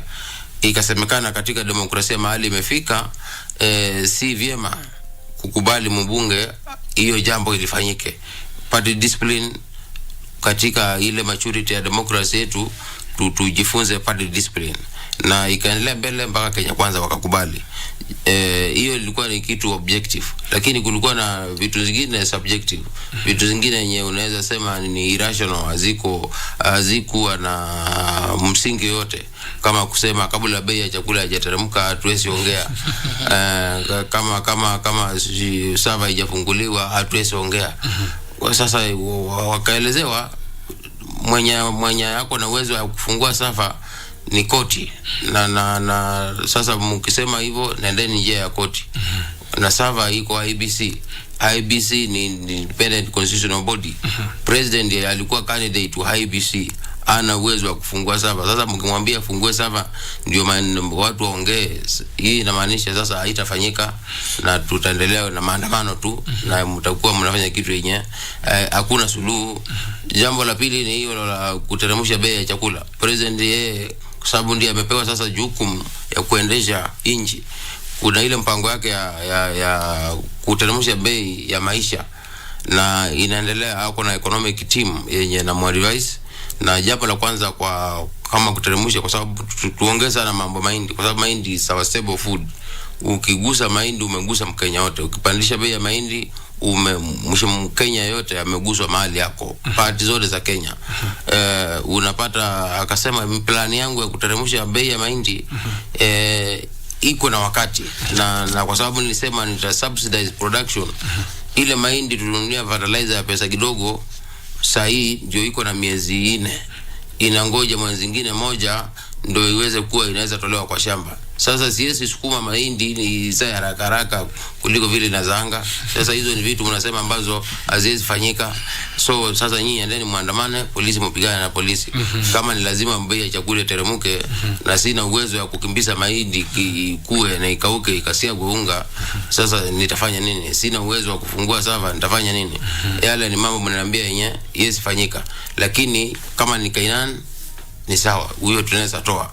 So ndio nadhani upande wa Azimio wakaona kuna reasoning ni pale, so wakafuata reasoning. Pia wakaelezewa, rais unakumbuka kwa mara ya kwanza aliongea akasema yeye ndio commander in chief na amechoka na hiyo puzi. Kama mnataka hakuna mtu atakubali haribu mali ya wananchi. Shikilia hapo hapo mheshimiwa, ambaye mbunge huyu kutoka maeneo ya mashariki ama Kitui Mashariki. Tumemaliza na yeye, alafu turudi kwako bwana Gibson. Swala hili ambalo linazungumziwa kwamba Azimio wanasema miongoni mwa mipango ambao wanataka hili jopo lishirikishe watu wa nje. Kwanza unaliona vipi? Je, ipo haja ya kuweza kushirikisha watu wa nje ama tuachie tu wabunge? Kulingana na mimi hamna shida hata wakishirikisha wale washikadau wengine pale nje, kwa sababu tuwezi sema kwamba wale waheshimiwa pekee yao ndio wako na idea za kufanya Kenya iendelee mbele. So kulingana na mimi hapo na support kusema kwamba hamna haja tufungie Wakenya wengine, na tunajua waheshimiwa huwa wanakuwa na ideas wakiwa hapa nje, wakifika pale ndani ni self interest inakuwa inapanda, so ama party political interests ambazo hazitakuwa zina encompass ile population. So it's good to kuwa na ile, hata ile sheria zikitengenezwa bungeni, Rashid, ni kukuambia kwamba constitution inakubali kwamba parliament hawezi tengeneza sheria peke yao, wana accept ideas from the public. Kuna ile public participation, na hiyo ni constitutional provision. So sioni kama hii ni kitu ambayo itasaidia Wakenya wote, kuwaweka wale Wakenya wengine pale ndani ama mle ndani, provided ni wale constitutional stakeholders wataweza kuleta makini ama kuleta ideas zingine, ingekuwa mzuri zaidi ili waweze kuendeleza Kenya mbele. Idea ni kukuwa na national unity. National unity imaanishi political unity ya parliament peke yake ama party unity. Bwana Gisore, zile other ideas kumaanisha kwa sasa Kenya hakuna umoja wa kitaifa, hakuna national unity. Kunayo but tunataka kufanya ile fostering. Na fostering huwezi fanya na idea ya pande moja ama pande moja kumaanisha parliament. Because wale wamefika pale wameshakuwa, mheshimiwa anaweza kuambia interest zake sasa ni tofauti na zile akiwa katika public service ya polisi. So pia kukuwa na wale watu wa nje kuweza kuleta ule mustakabali wao inaweza kuchangia katika promotion of national unity zaidi. Yes. Kuna swala linajitokeza, ni mafunzo gani ambayo tunapata kutokana na ili kundi ambalo limeundwa sasa, ama kundi lile la vyama vikuu vya kisiasa bungeni, kwa kimombo Interparties Parliamentary Group IPPG la mwaka 1997. Utakumbuka kwamba lilileta utulivu mkuu kati ya vyama vya kisiasa na serikali. Je, hii bipartisan committee itaweza kuiga mfano huu bwana Gisore? Haina budi kuiga huo mfano, kwa sababu kiangalia pale 1997 IPPG ilitengenezwa baada ya 1992 clashes zilifanyika na Wakenya wakasema tuna imani na hii serikali kuwa ile namna uchaguzi ulikuwa unafanyika na ECK ni president alikuwa na nominate all members wa ECK Electoral Commission of Kenya back in the day. Sasa IPPG iliweza kuleta ile mawazo tofauti kutoka nje, wakasema pia sisi ni washirika katika huu uchaguzi, mbona sisi tusipewe nafasi kuweka watu wetu pale ndani ili tuweze kukua na imani hata ile result itatoka ni result ambayo ni inclusive. Na ile inclusion ndio kidogo ilianza kuchangia, tukaanza kuona zile political reforms. 1992 walikuwa wamejaribu wakaleta ile repeal of section 2A ambayo ilikuwa repeal ku allow multi-party because tulikuwa tumeenda nyuma kidogo, tumeenda kwa one party state. Sasa president alikuwa anawakilisha ni mshirika katika pande moja ya wale ambao walikuwa wanaenda uchaguzi. Iwezi kuwa kwamba yeye pia anajichagulia wale watu ambao wanaenda kusimamia uchaguzi. IPPG ilileta hiyo mawazo kwamba tunaweza pia sisi ongeza watu na wakapewa equal numbers. Haikuwa fair but it was something yenye kidogo wa Kenya waliona hii ni mwelekeo wa mbele. Ilikuwa inasukuma ile imani ya watu kukuwa na imani na Electoral Commission. Na hiyo iliweza kufanya 1997 election ikakuwa better election than the previous, na kukuwa na clashes ambayo ilikuwa imetokea 1992. Fast forward tuweza kuona hizo reforms ndio zilianza create a base for constitutional reforms, ndio tukaanza kukuwa na zile after 1997 tukaanza kukuwa na zile sasa commission ya change constitution. Ndio sasa ilizaa constitution ambayo tuko nayo. So hiyo ni mawazo mzuri tunaweza support kwa sababu tunaangalia katika kufanya Kenya iwe mzuri zaidi kuliko vile tuko sasa. Nikirudi kwako Mheshimiwa Mbai, kwa nini wakati wa IPPG swala ambalo lilijitokeza kwa wingi ni mabadiliko ya ECK, na kwa sasa pia lile ambalo linajitokeza ni IEBC? Kwa nini iwe tu ni tume ya uchaguzi? Wajua uchaguzi ndio kila kitu, kwa sababu inji huendeshwa na siasa. Inji huendeshwa na serikali, na serikali inawekwa pale kisiasa. Kwa hivyo ile process ya kuchagua wale wenye wataendesha inji ama kuchagua wenye watakuwa kwa serikali ni process kuu, ni process muhimu. Wajua inasemekana kwa siasa ukiulizwa, ukisoma katika sayansi ya siasa, politics is sharing of resources.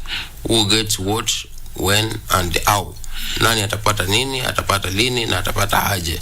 Hiyo ndio maana ya siasa. Kwa hivyo si process ambayo inapaswa kuchezewa.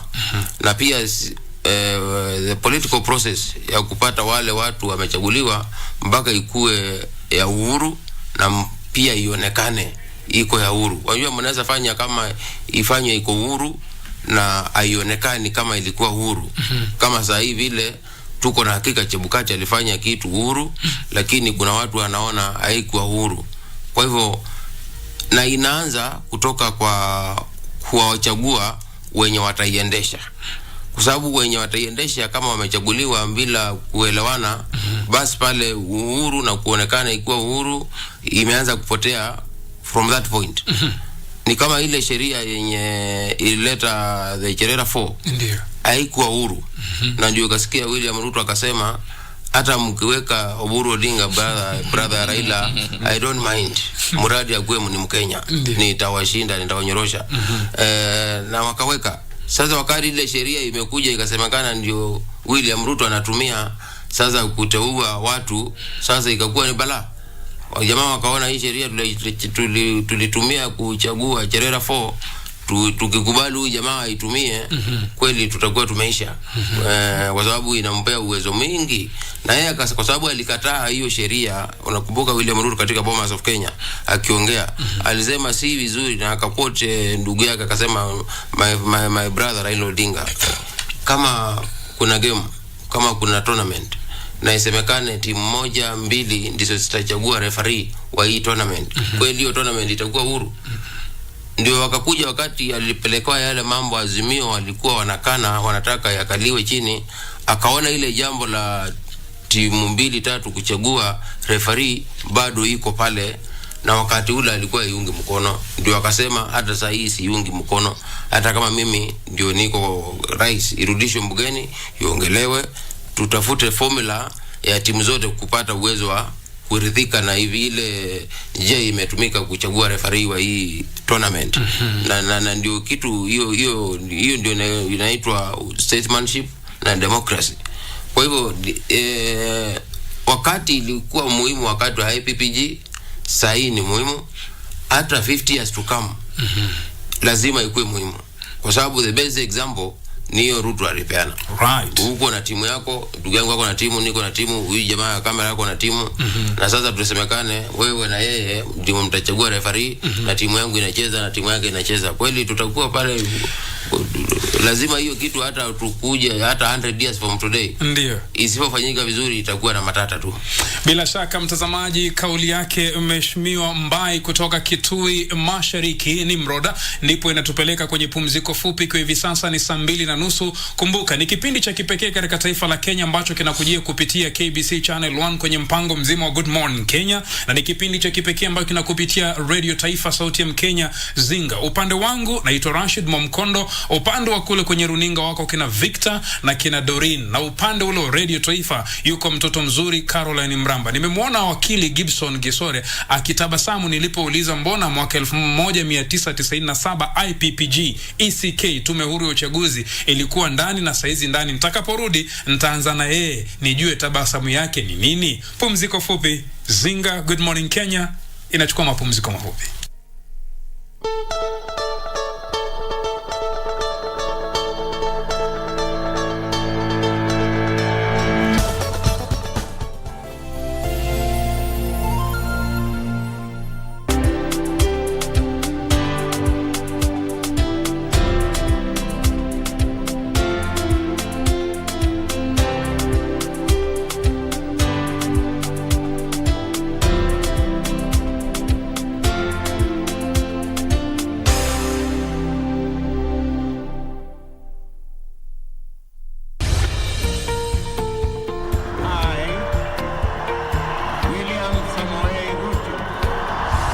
After the dust settled on rigorous campaigns, Kenyans are waiting for elected leaders to deliver on their pledges.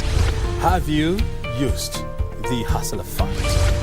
Will your children sleep hungry when you can borrow 500 or 1,000 shillings and they have some food on the table? So the 500 you're giving me now is my purchasing power has literally been diminished comparing to probably even January or December. But how have the leaders performed so far?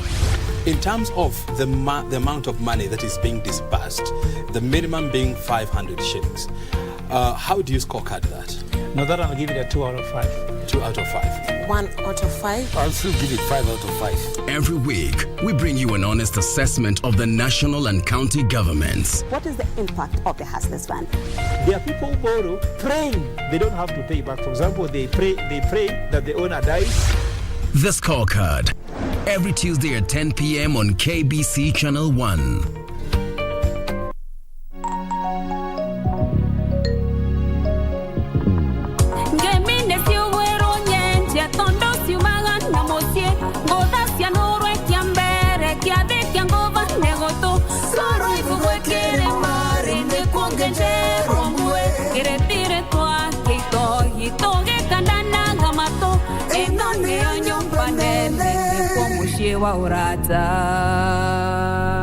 Ngemi FM 103.5.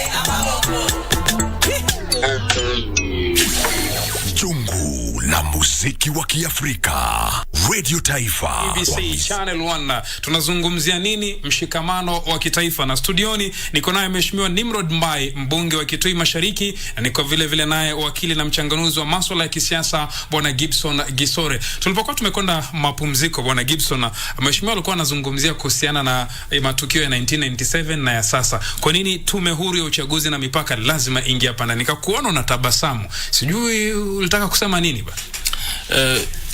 Kulingana na mimi Rashid, ni kwamba hii ni progression, tunajaribu kuprogress ile demokrasia ambayo Wakenya wanajulikana kuwa wana advance.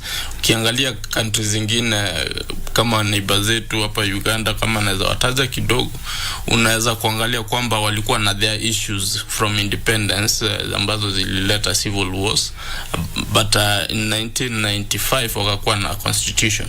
Ile constitution ikakuwa very robust, na Rais Museveni alikuwa tayari kukua kama mtu ambaye ana rule constitutionally. But ukiangalia mwaka 2006 na miaka zingine hapo nyuma, wameweza kufanya amendments katika ile constitution yao, ile kurudisha nyuma yale zile liberties zilikuwa zimewekwa, kama ile presidential term limits imeweza kurekebishwa kama mara kadhaa ili kufaidi yule aliyekuwa anakalia kiti. But ukiangalia hapa Kenya tumeweza kufanya zile steps ambazo ni ku enhance ile democracy tuko nayo. So ukiangalia kutoka miaka ya nyuma tumeweza kukuwa na reforms ambazo kidogo, hapo nyuma tulikuwa kama Uganda zile kuform one party state na parliament kukua pande moja, hizo zilikuwa kurudisha. But 1992 was the very first one ambayo tuliweza kuona hiyo amendment of section 2 ili kuweza kuopen liberties za democracy. 1997 ikakuwa na minimum reforms under the IPPG ambayo iliweza kuleta ile mustakabali ya uwazi katika elections,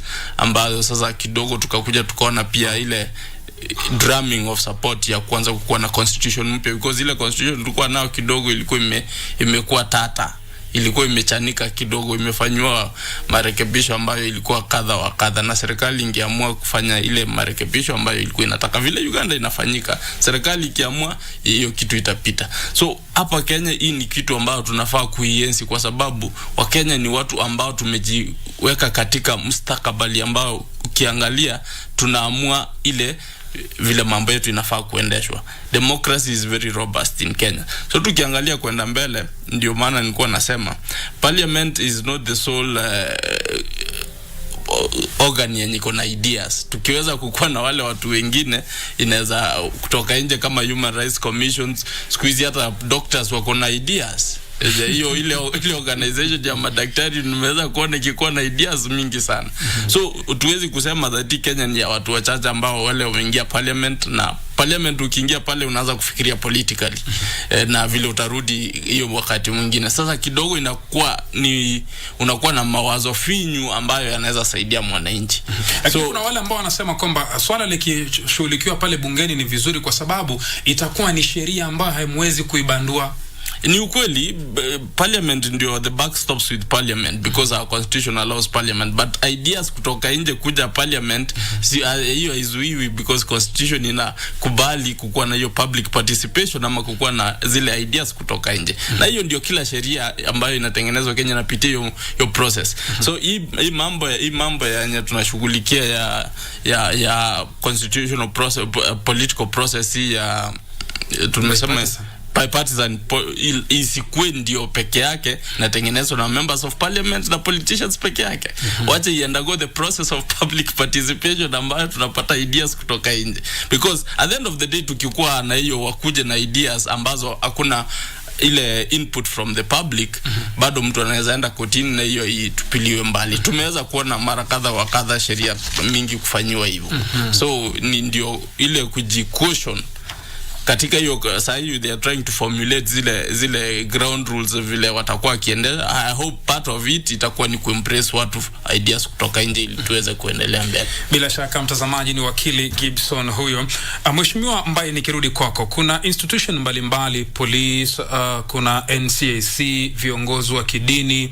Je, zinafaa kufanya nini ili kupunguza hali ya joto la kisiasa nchini ama sintofahamu zilivyo? Wajibu wa tume kama hizi ni nini? Hizo tume ziliwekwa kisheria kwa sababu ya mambo yenye yanapaswa kuwa addressed ama yanapaswa kuangaliwa ndio nchi iendelee vizuri. Kwa sababu ukiangalia kama NCIC katika maongezi yetu unaweza ongea kitu ambayo inaleta furugu baina ya makabila, kuchochea baina ya makabila fulani. Na ni jambo limekuwa likifanyika hata wakati wa 2002, wakati wa I think it was 2012, wakati watu walienda egg. Ndio.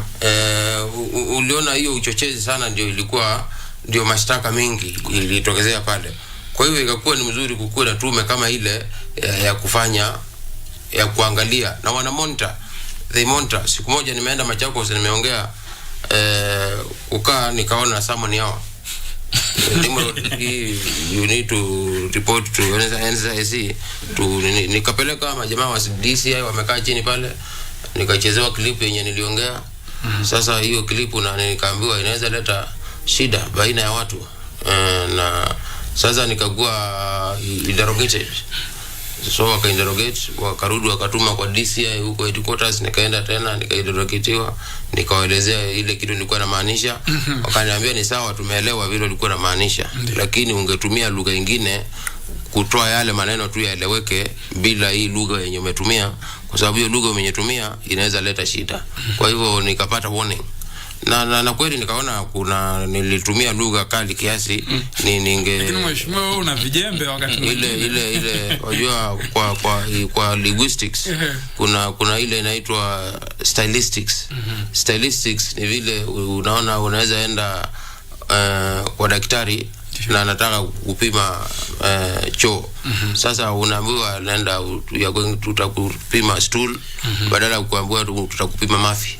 So hiyo unaweza sema mafi na daktari anaweza sema stool. Ukiambiwa stool, hata ukiwa na mtoto wako pale hutaona aibu, lakini ukiambiwa mzee tunataka kukupima mafi na mtoto wako wako pale utaona aibu. Kwa hivyo lugha mpaka yes, ile maana unataka kusema, kuna lugha unaweza tumia usichokoze usikuwe na uchokozi ama usikasirishe mtu, lakini ya ile maana ulikuwa unataka kumaanisha bado iende mbele. Ukiangalia kama madoctors wako na ile authority yao, Poisons and Medical Board something, ya kujiregulate, ndio wananchi wasipate rogue doctors kufanya haya mambo. Ndio unaona kama kanisa vile imekuwa haijakuwa na body yao ya kujiregulate, umeona sasa vile mambo imeanza kutokezea. Inaitwa nini? Shakahola nini? Mapasta wengine rogue. Ukiangalia Media Council of Kenya, amujawekewa shirika la kuwaregulate. Mulipewa ruhusa kama media mujiwekee vile mtajiregulate, na mnaweza punish mtu, mnaweza tuma mtu kwa sheria, mnaweza ita DCI investigate, mnaweza ita NCIC investigate. Hivyo ndio mambo kuja. Sasa kanisa tulikuwa tunaona kama haina shida, lakini jambo imetokezea likaonekana kweli kuna maana ya kanisa kuwa na regulation fulani, na ndio rais ameweka task force ya kutafuta vile kanisa litakuwa regulated. So ni mambo kama yale tu ndio utokezea. Media ilikuwa free, unaweza pata kituo fulani kinatangaza extremist. Unakumbuka kama wale watu walienda Hague, kuna mtangazaji alienda kwa sababu ya vile alikuwa ameongea kwa radio fulani ya kienyeji, hizi radio za regional radios. Ndio kanasema maana ya Media Council of Kenya ni muhimu, kwa sababu tumeona tukuachilia media hivyo itaharibika. The best example tunaweza peana, kwa sababu ni example imefanyika mchana sasa tukiona sisi hii ya makanisa. Kwa hivyo haya mambo yote yamekuwa, hizi mashirika zote zimekuwa zikiwekwa kuregulate shida fulani katika idara fulani. Okay, Mheshimiwa Zuia, ni za muhimu sana. Mheshimiwa Zuia, hapo tutarudi upande wa pili tuchukue simu, lakini kabla turudi simu tuje kwake wakili Gisore. Wakili, unahisi kwamba NCIC, Kenya Police, hizi institutions za kidini zimefanya wajibu inavyopaswa kuleta hali ya utulivu nchini? Sasa kama IPOA, ile Independent Police Oversight Authority, ndio ni muhimu kwa sababu ile extrajudicial killing, polisi waezi simamia wao wenyewe, ndio ikawekwa Independent Police Oversight Authority, ambayo ni raia wamewekwa pale na wameandika watu wenye wako na uwezo wa kuchunguza. Na sasa askari akitumiwa vibaya ama akikosewa, wanachunguza. Askari akifanya makosa bado wanachunguza. Asante, tumpe nafasi naye Bwana Gibson. Kulingana na mimi kuna kidogo ndio kwa sababu gani? zile commission vile mheshimiwa amesema yeye ndio amekuwa summoned pale kuelezea yale ambayo na tumeona wanasiasa from kila upande wakiweza kuojiwa na kuambiwa kwamba waliongea maneno ambayo hayafai katika muhadhara wa siasa. Hiyo ni muhimu. But kidogo hatujaona ile force. Ni kama wanasiasa wanajua tu tunaweza enda bado tuende na tuongea na DC na hiyo maneno ikwishe. Tunataka kuona mwanasiasa kidogo akipewa sanctions ambazo ni kali kidogo, kwa sababu tumeweza kuona yale maneno yametupeleka wapi. Kuna pia tume nyingine ambayo imekuwa nilikuwa pale jana ambayo inaitwa internal police ya kuinvestigate ile process ya polisi. Ukiwa na kesi pale ambapo polisi hajaweza kufanya investigation zile za kupandikiziwa, wanasema wewe unaonekana ulikuwa utoe pesa fulani hukutoa, wanakupandikizia pile investigation, unajipata pale kotini na unapata kwa miaka 5 kwa kotini unajibu kesi ambayo haipo. Mwisho itakuja so kuna hiyo police body ambayo kidogo niliona kazi yao ni mzuri na naweza kuwapongeza kwamba wanafanya new investigation na kuinvestigate huyo polisi ambaye anasema yeye ndiye alikuwa investigation officer na kumweka kwenye maswali na wanaanza na process, all process. Wewe una report pale, ni kufika pale uwape report yako na wataanza kuprocess hiyo nini mpaka wanaenda kotini, wanatoa ile kesi, wanasema hii kesi haikushughulikiwa vilivyo but na idini ya DPP. So hizo ni vitu ambazo tunafaa kujifunia kama wa Kenya, because constitution yetu ndio imeallow kuleta hizo vitu ambazo kuna ile clearness ambayo mtu akikunyanyaza, polisi akikusimamisha pale njiani ya kuambia gari yako maybe ulikuwa na speed yenye haipo na hakuwa na speed gun kidogo, ungekuwa na mahali pa kwenda kujitetea. But wewe ukikuja uelezea wale, wataanza investigation ambayo ni fresh. Na hayo ni mambo ambayo inaweza kueneza demokrasia na imani katika polisi na imani kukua katika Kenya. Kulingana na mimi pia kuna ile mambo ambayo tunaangalia kwamba Kenya ni nchi ambayo inaweza make zile steps za kidemokrasia, but economically kidogo tunaweza kuenda mbele nyuma. Mbona nasema hivyo, Rashid? 1997 ilikuwa wakati mgumu sana katika hali ya kiuchumi katika hii country, na ile joto ya political ilikuwa inapata support ya ile economy, ilikuwa ina pinch sana. Na huu wakati pia ni hivyo. So huu ni wakati mzuri wa Kenya wakiwa katika mashakani ndio wanatengeneza zile sheria ambazo zinaweza kusaidia ile kisasi ambayo inakuja mbele, na ni kitu ambayo tunafaa kuienzi, kwa sababu if we lose this opportunity hatujui itakuja kutokea lini. So tuweze kuweka ile foundation mzuri ya kutengeneza sheria ambayo maybe kama ni electoral injustice ambayo imekuwa kwa muda tuweze kuing'oa kabisa, ili next time kusikue na shida. Bila shaka naomba sasa tuvae hizi headphones tuweze kusikiza simu upande wa pili wa studio. Mwenzangu upande wa pili Caroline Mramba, mtoto mzuri, endapo unanipata, labda tuchukue simu 3 hivi, na msikilizaji tu unapokuja hewani uliza swali moja tu ndio mwenzako naye apate nafasi. Kwako Mramba. Asante sana Rashid kwa mazungumzo haya ambayo yamekwenda chini na kwa kina, ukiwa pamoja na waheshimiwa Gibson Gesori ambaye ni wakili na mchanganuzi wa masuala ya siasa na mbunge wa Kitui East, Nimrod Mbai. Hata mimi pia nafaidika pakubwa hapa. Msikilizaji, kwako piga simu mara moja kupitia 0700176699. Tafadhali njoo na swali kwa kifupi ili tuwape nafasi wageni wetu watujibu. Radio Taifa, hello.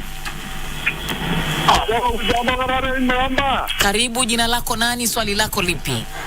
Mimi Omar Baba Saina kutoka Lesos na Dikaondi. Swali lako. Wacha niulize mheshimiwa Munyau. Swali langu nikapenda kujua, tani iko na shida ni Raila na kikundi chake ama sisi wananchi? Alafu swali la pili nikapenda kujua, nani hawajashikamana, wananchi ama wanasiasa wale tumewachagua? Mungu awabariki, karibu tena. Asante kwa swali hilo. Radio Taifa, hello.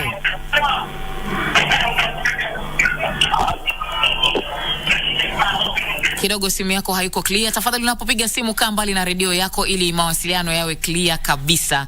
0700176699. Je, una swali? Radio Taifa, hello.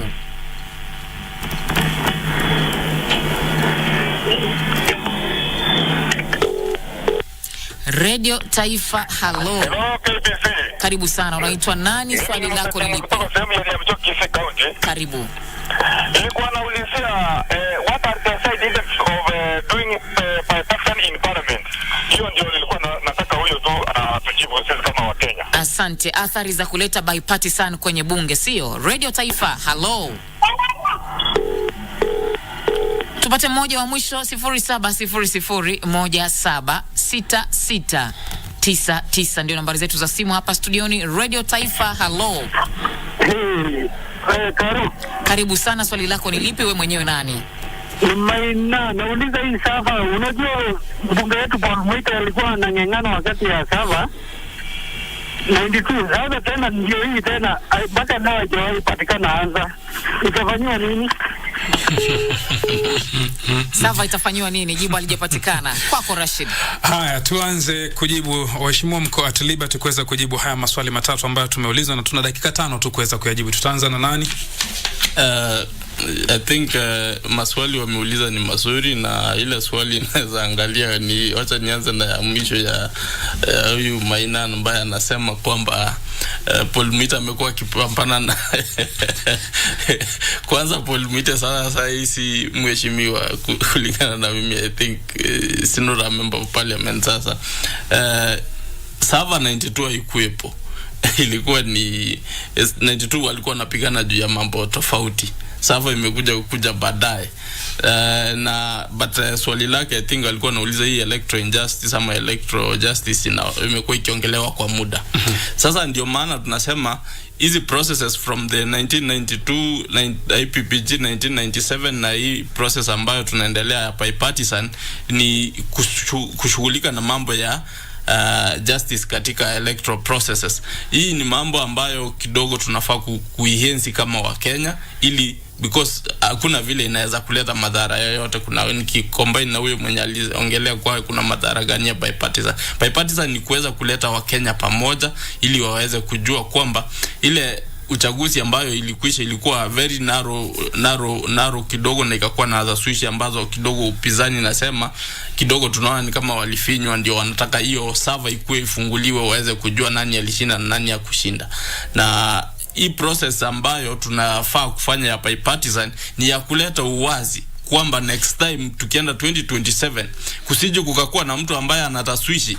Tuwezi kuondoa taswishi zote kabisa. Kuna zingine zitatokea 2027, but zile ambazo tunajua tuweze kuzi control, na hapo ambapo tuweze kuona kama tuko na a fair process ambayo mwenye atashindwa aweze kukubali. Hiyo ndio itasaidia sana. Mwingine I think nimejibu hiyo swali ya side effects, na hiyo ya Paul Mwita kidogo ni mwache mheshimiwa pia ongelea mambo yake. Wacha nianze pia na sauti yangu juu ya hii mambo ya Sava. Sava ni ile tulikuwa nasema lazima uchaguzi uonekane ni wa huru na pia ukue huru. Na hapo kwa sababu matokeo yote yanatumwa kwa Sava, ndio unasikia kila mtu anarivaa Sava. Lakini ni mzuri tuelezane. Tumekuwa hapa Kenya, hata wale wachanga tumesoma historia ya Kenya, tunaelewa. Hizi uchaguzi zote zimefanyika, ile constant ama ile kitu moja imekuwa ikifanyika katika uchaguzi zote ni ya kwamba, na kwa sababu mimi ni mwanasiasa nitatema ile ni kwamba Raila Odinga amekuwa candidate kwa hizi machaguzi zote zenye zinaleta issue ya Sava. Ile uchaguzi haikuleta issue ya Sava ni uchaguzi ya 2002. Na uchaguzi ya 2002 Raila Odinga alikuwa katika winning team. Zile machaguzi zingine zote zimefanya na akashindwa, ndizo zinaleta furugu na zinaleta issue ya Sava. Saa hii alikuwa ameulizwa juzi tukifanya kampeni ya 2022, utakubali ukishindwa? Akasema atakubali. Juzi tumeona one of his campaigners huyu mzee anaitwa nani huyu wa Kotu Atuoli anasema sisi ndio tulikuwa na Sava. Deep state system, serikali, president, hao ndio wanakuanga na Sava, na bado Raila akashindwa akiwa na Sava. Na alafu sasa anauliza Sava ifunguliwe. Sasa alikuwa na Sava na baada ya kushindwa anasema Sava ifunguliwe. Kwa hivyo anaweza sema Sava haina shida, ni mtu ako na shida. Na ile siku atashinda hautasikia stories za Sava kwa sababu watu wengine watakubali. Kwa sababu ile jamani ilishinda hajasema mambo ya Sava. Ile jamaa alishindwa na Sakaja hapa Nairobi, hajasema mambo ya Sava. Unaona, hatujasikia anaitwa nani huyu jamaa wa hii chama ya banki Wajakoya akisema mambo ya Sava. Yule jamaa mwingine Bishop hajasema mambo ya Sava. Ile mtu amekuwa na ugonjwa wa Sava na amekuwa na hiyo ugonjwa sasa kwa mara ya 5 ni Raila Odinga. Kwa hivyo ile siku Raila Odinga ataondoka ndio Sava tutawachana nayo. Na hiyo ndio ukweli ya mambo. Ataondoka ende wapi? Ataacha kuwachana na siasa. Ile siku anaretire ama ashinde. Akishinda hatauliza mambo ya Sava. Ama asipogombea hatauliza mambo ya Sava. Lakini akishindwa lazima story za Sava itokezee. Mambo ya Omari mzee ameuliza shida iko wapi? Ni Raila ama ni wananchi? Najibu vile vile tu. Wananchi walipiga kura, uchaguzi katangazwa, tukarudi mashambani, miezi 6 tukaanza kungangana. Dunia Kenya ikatulia kwa miezi 6. And from nowhere Raila Odinga katogezea. Kuna whistleblower. Sasa sisi wisava tena. Huyu whistleblower ni nani? Asemekani ni nani? Ako dunia gani? Sijui wapi. Ni robot yako mama ni mtu? Asemekani. Sasa tunaweza sema wananchi hii miezi 6 walikuwa wametulia. Wananchi wana shida. Raila ndiye yako na shida. Kwa sababu ameuliza swali direct. Ameuliza pia Mheshimiwa, shikilia hapo, tarudi kwa hilo swali lako. Shikilia tu hapo. Mtazamaji, kwa sasa moja kwa moja naarifiwa kwamba waziri wa michezo Mheshimiwa Babu na Mwamba anazungumzia kuhusiana na swala ambalo litakalofanyika tarehe 13 mashindano ya kimataifa ya KBK. Wacha tuende kwake alafu nije kumalizana nao waheshimiwa hapa ndani ya studio. Nikupeleke upande wa pili wa studio. Do realize that every ecosystem where there is a talent, we have to invest in the development of that talent, identification of that talent, and ultimately the progression of that talent. As part of that process, we are investing heavily in strengthening government institutions that should actually be the fulcrum of developing talents. And so you see the Kenya Academy of Sports here, led by Doreen Odhiambo here. The Kenya Academy of Sports is going to be the focal point of how we progress all these talents coming at us from all directions. As we develop footballers and rugby players and athletes from the school ecosystem, where do they go to after they leave school? We are creating a pipeline leading to the Kenya Academy of Sports at Kasarani.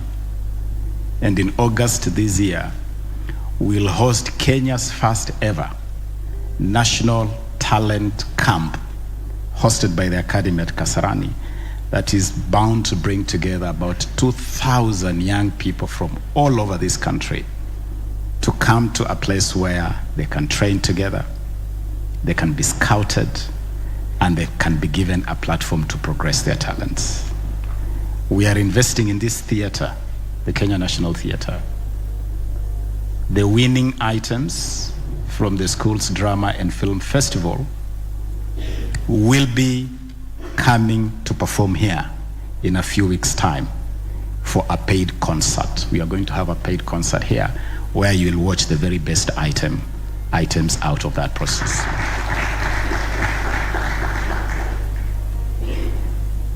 We are strengthening the Kenya Film School, the Kenya Film Commission, the Kenya Film Classification Board as platforms to develop and progress talents in the film industry. And so this is not an idle process, it's not a small process, it's a big process. And as we do that, we are encouraging partnerships. Our first point of contact in terms of partnership is the creatives themselves, the sports people and the creatives themselves. We want to support you.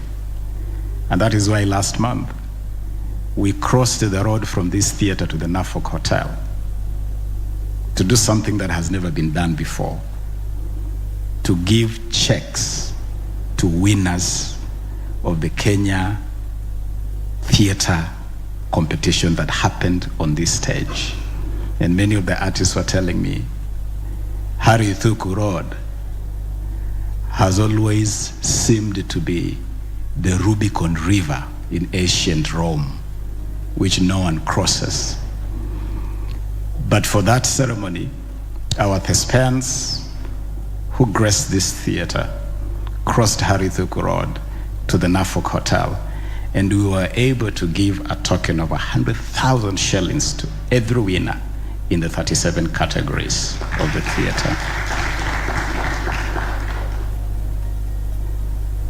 That is what Talanta Hela is about. We have big plans to do even more. Later this year, under the Talanta Hela program led by the Creatives Committee under Mr. Daniel Ndambuki Churchill, we'll be rolling out our own version of Kenya's Got Talent. And it will culminate in a major festival in December, where we will be launching a really mega award scheme to reward our best musicians, our best thespians, our best actors, our best talented people across the space of sports and the arts. And so today we are very happy as a ministry that we continue to grow this program. We will be doing an official unveiling of this program very soon, in a couple of weeks. And from then it will be all systems go. But meanwhile, a lot is going on. Every space where talent is being displayed, our scouts are there. We were at the Rausha Kipaji tournament in Nakuru a couple of weeks ago. We were at the county's youth games in Chuka. Everywhere where anything to do with talent is happening, we are in those spaces. We are building a whole ecosystem of talents. We are doing this both physically and virtually.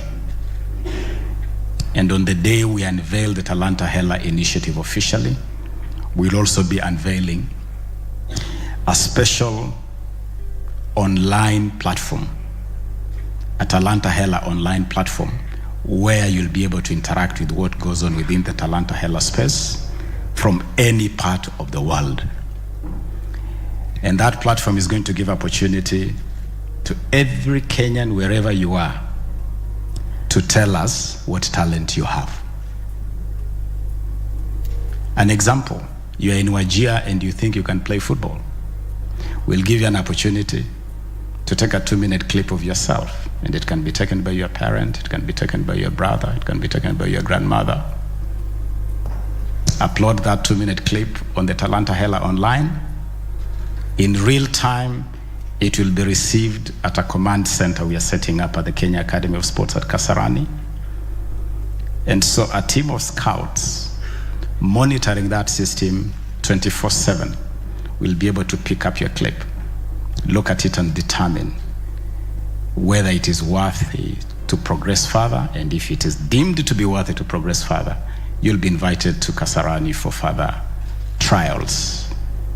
And that will happen for anybody. If you can sing, you can act, you can play, you can run, you can do rugby, any area of talent, you'll be able to interact with the Talanta Hela online, the Talanta Hela app. That is how comprehensive this program is. At the ministry, we are very excited about it. In government, we are very excited.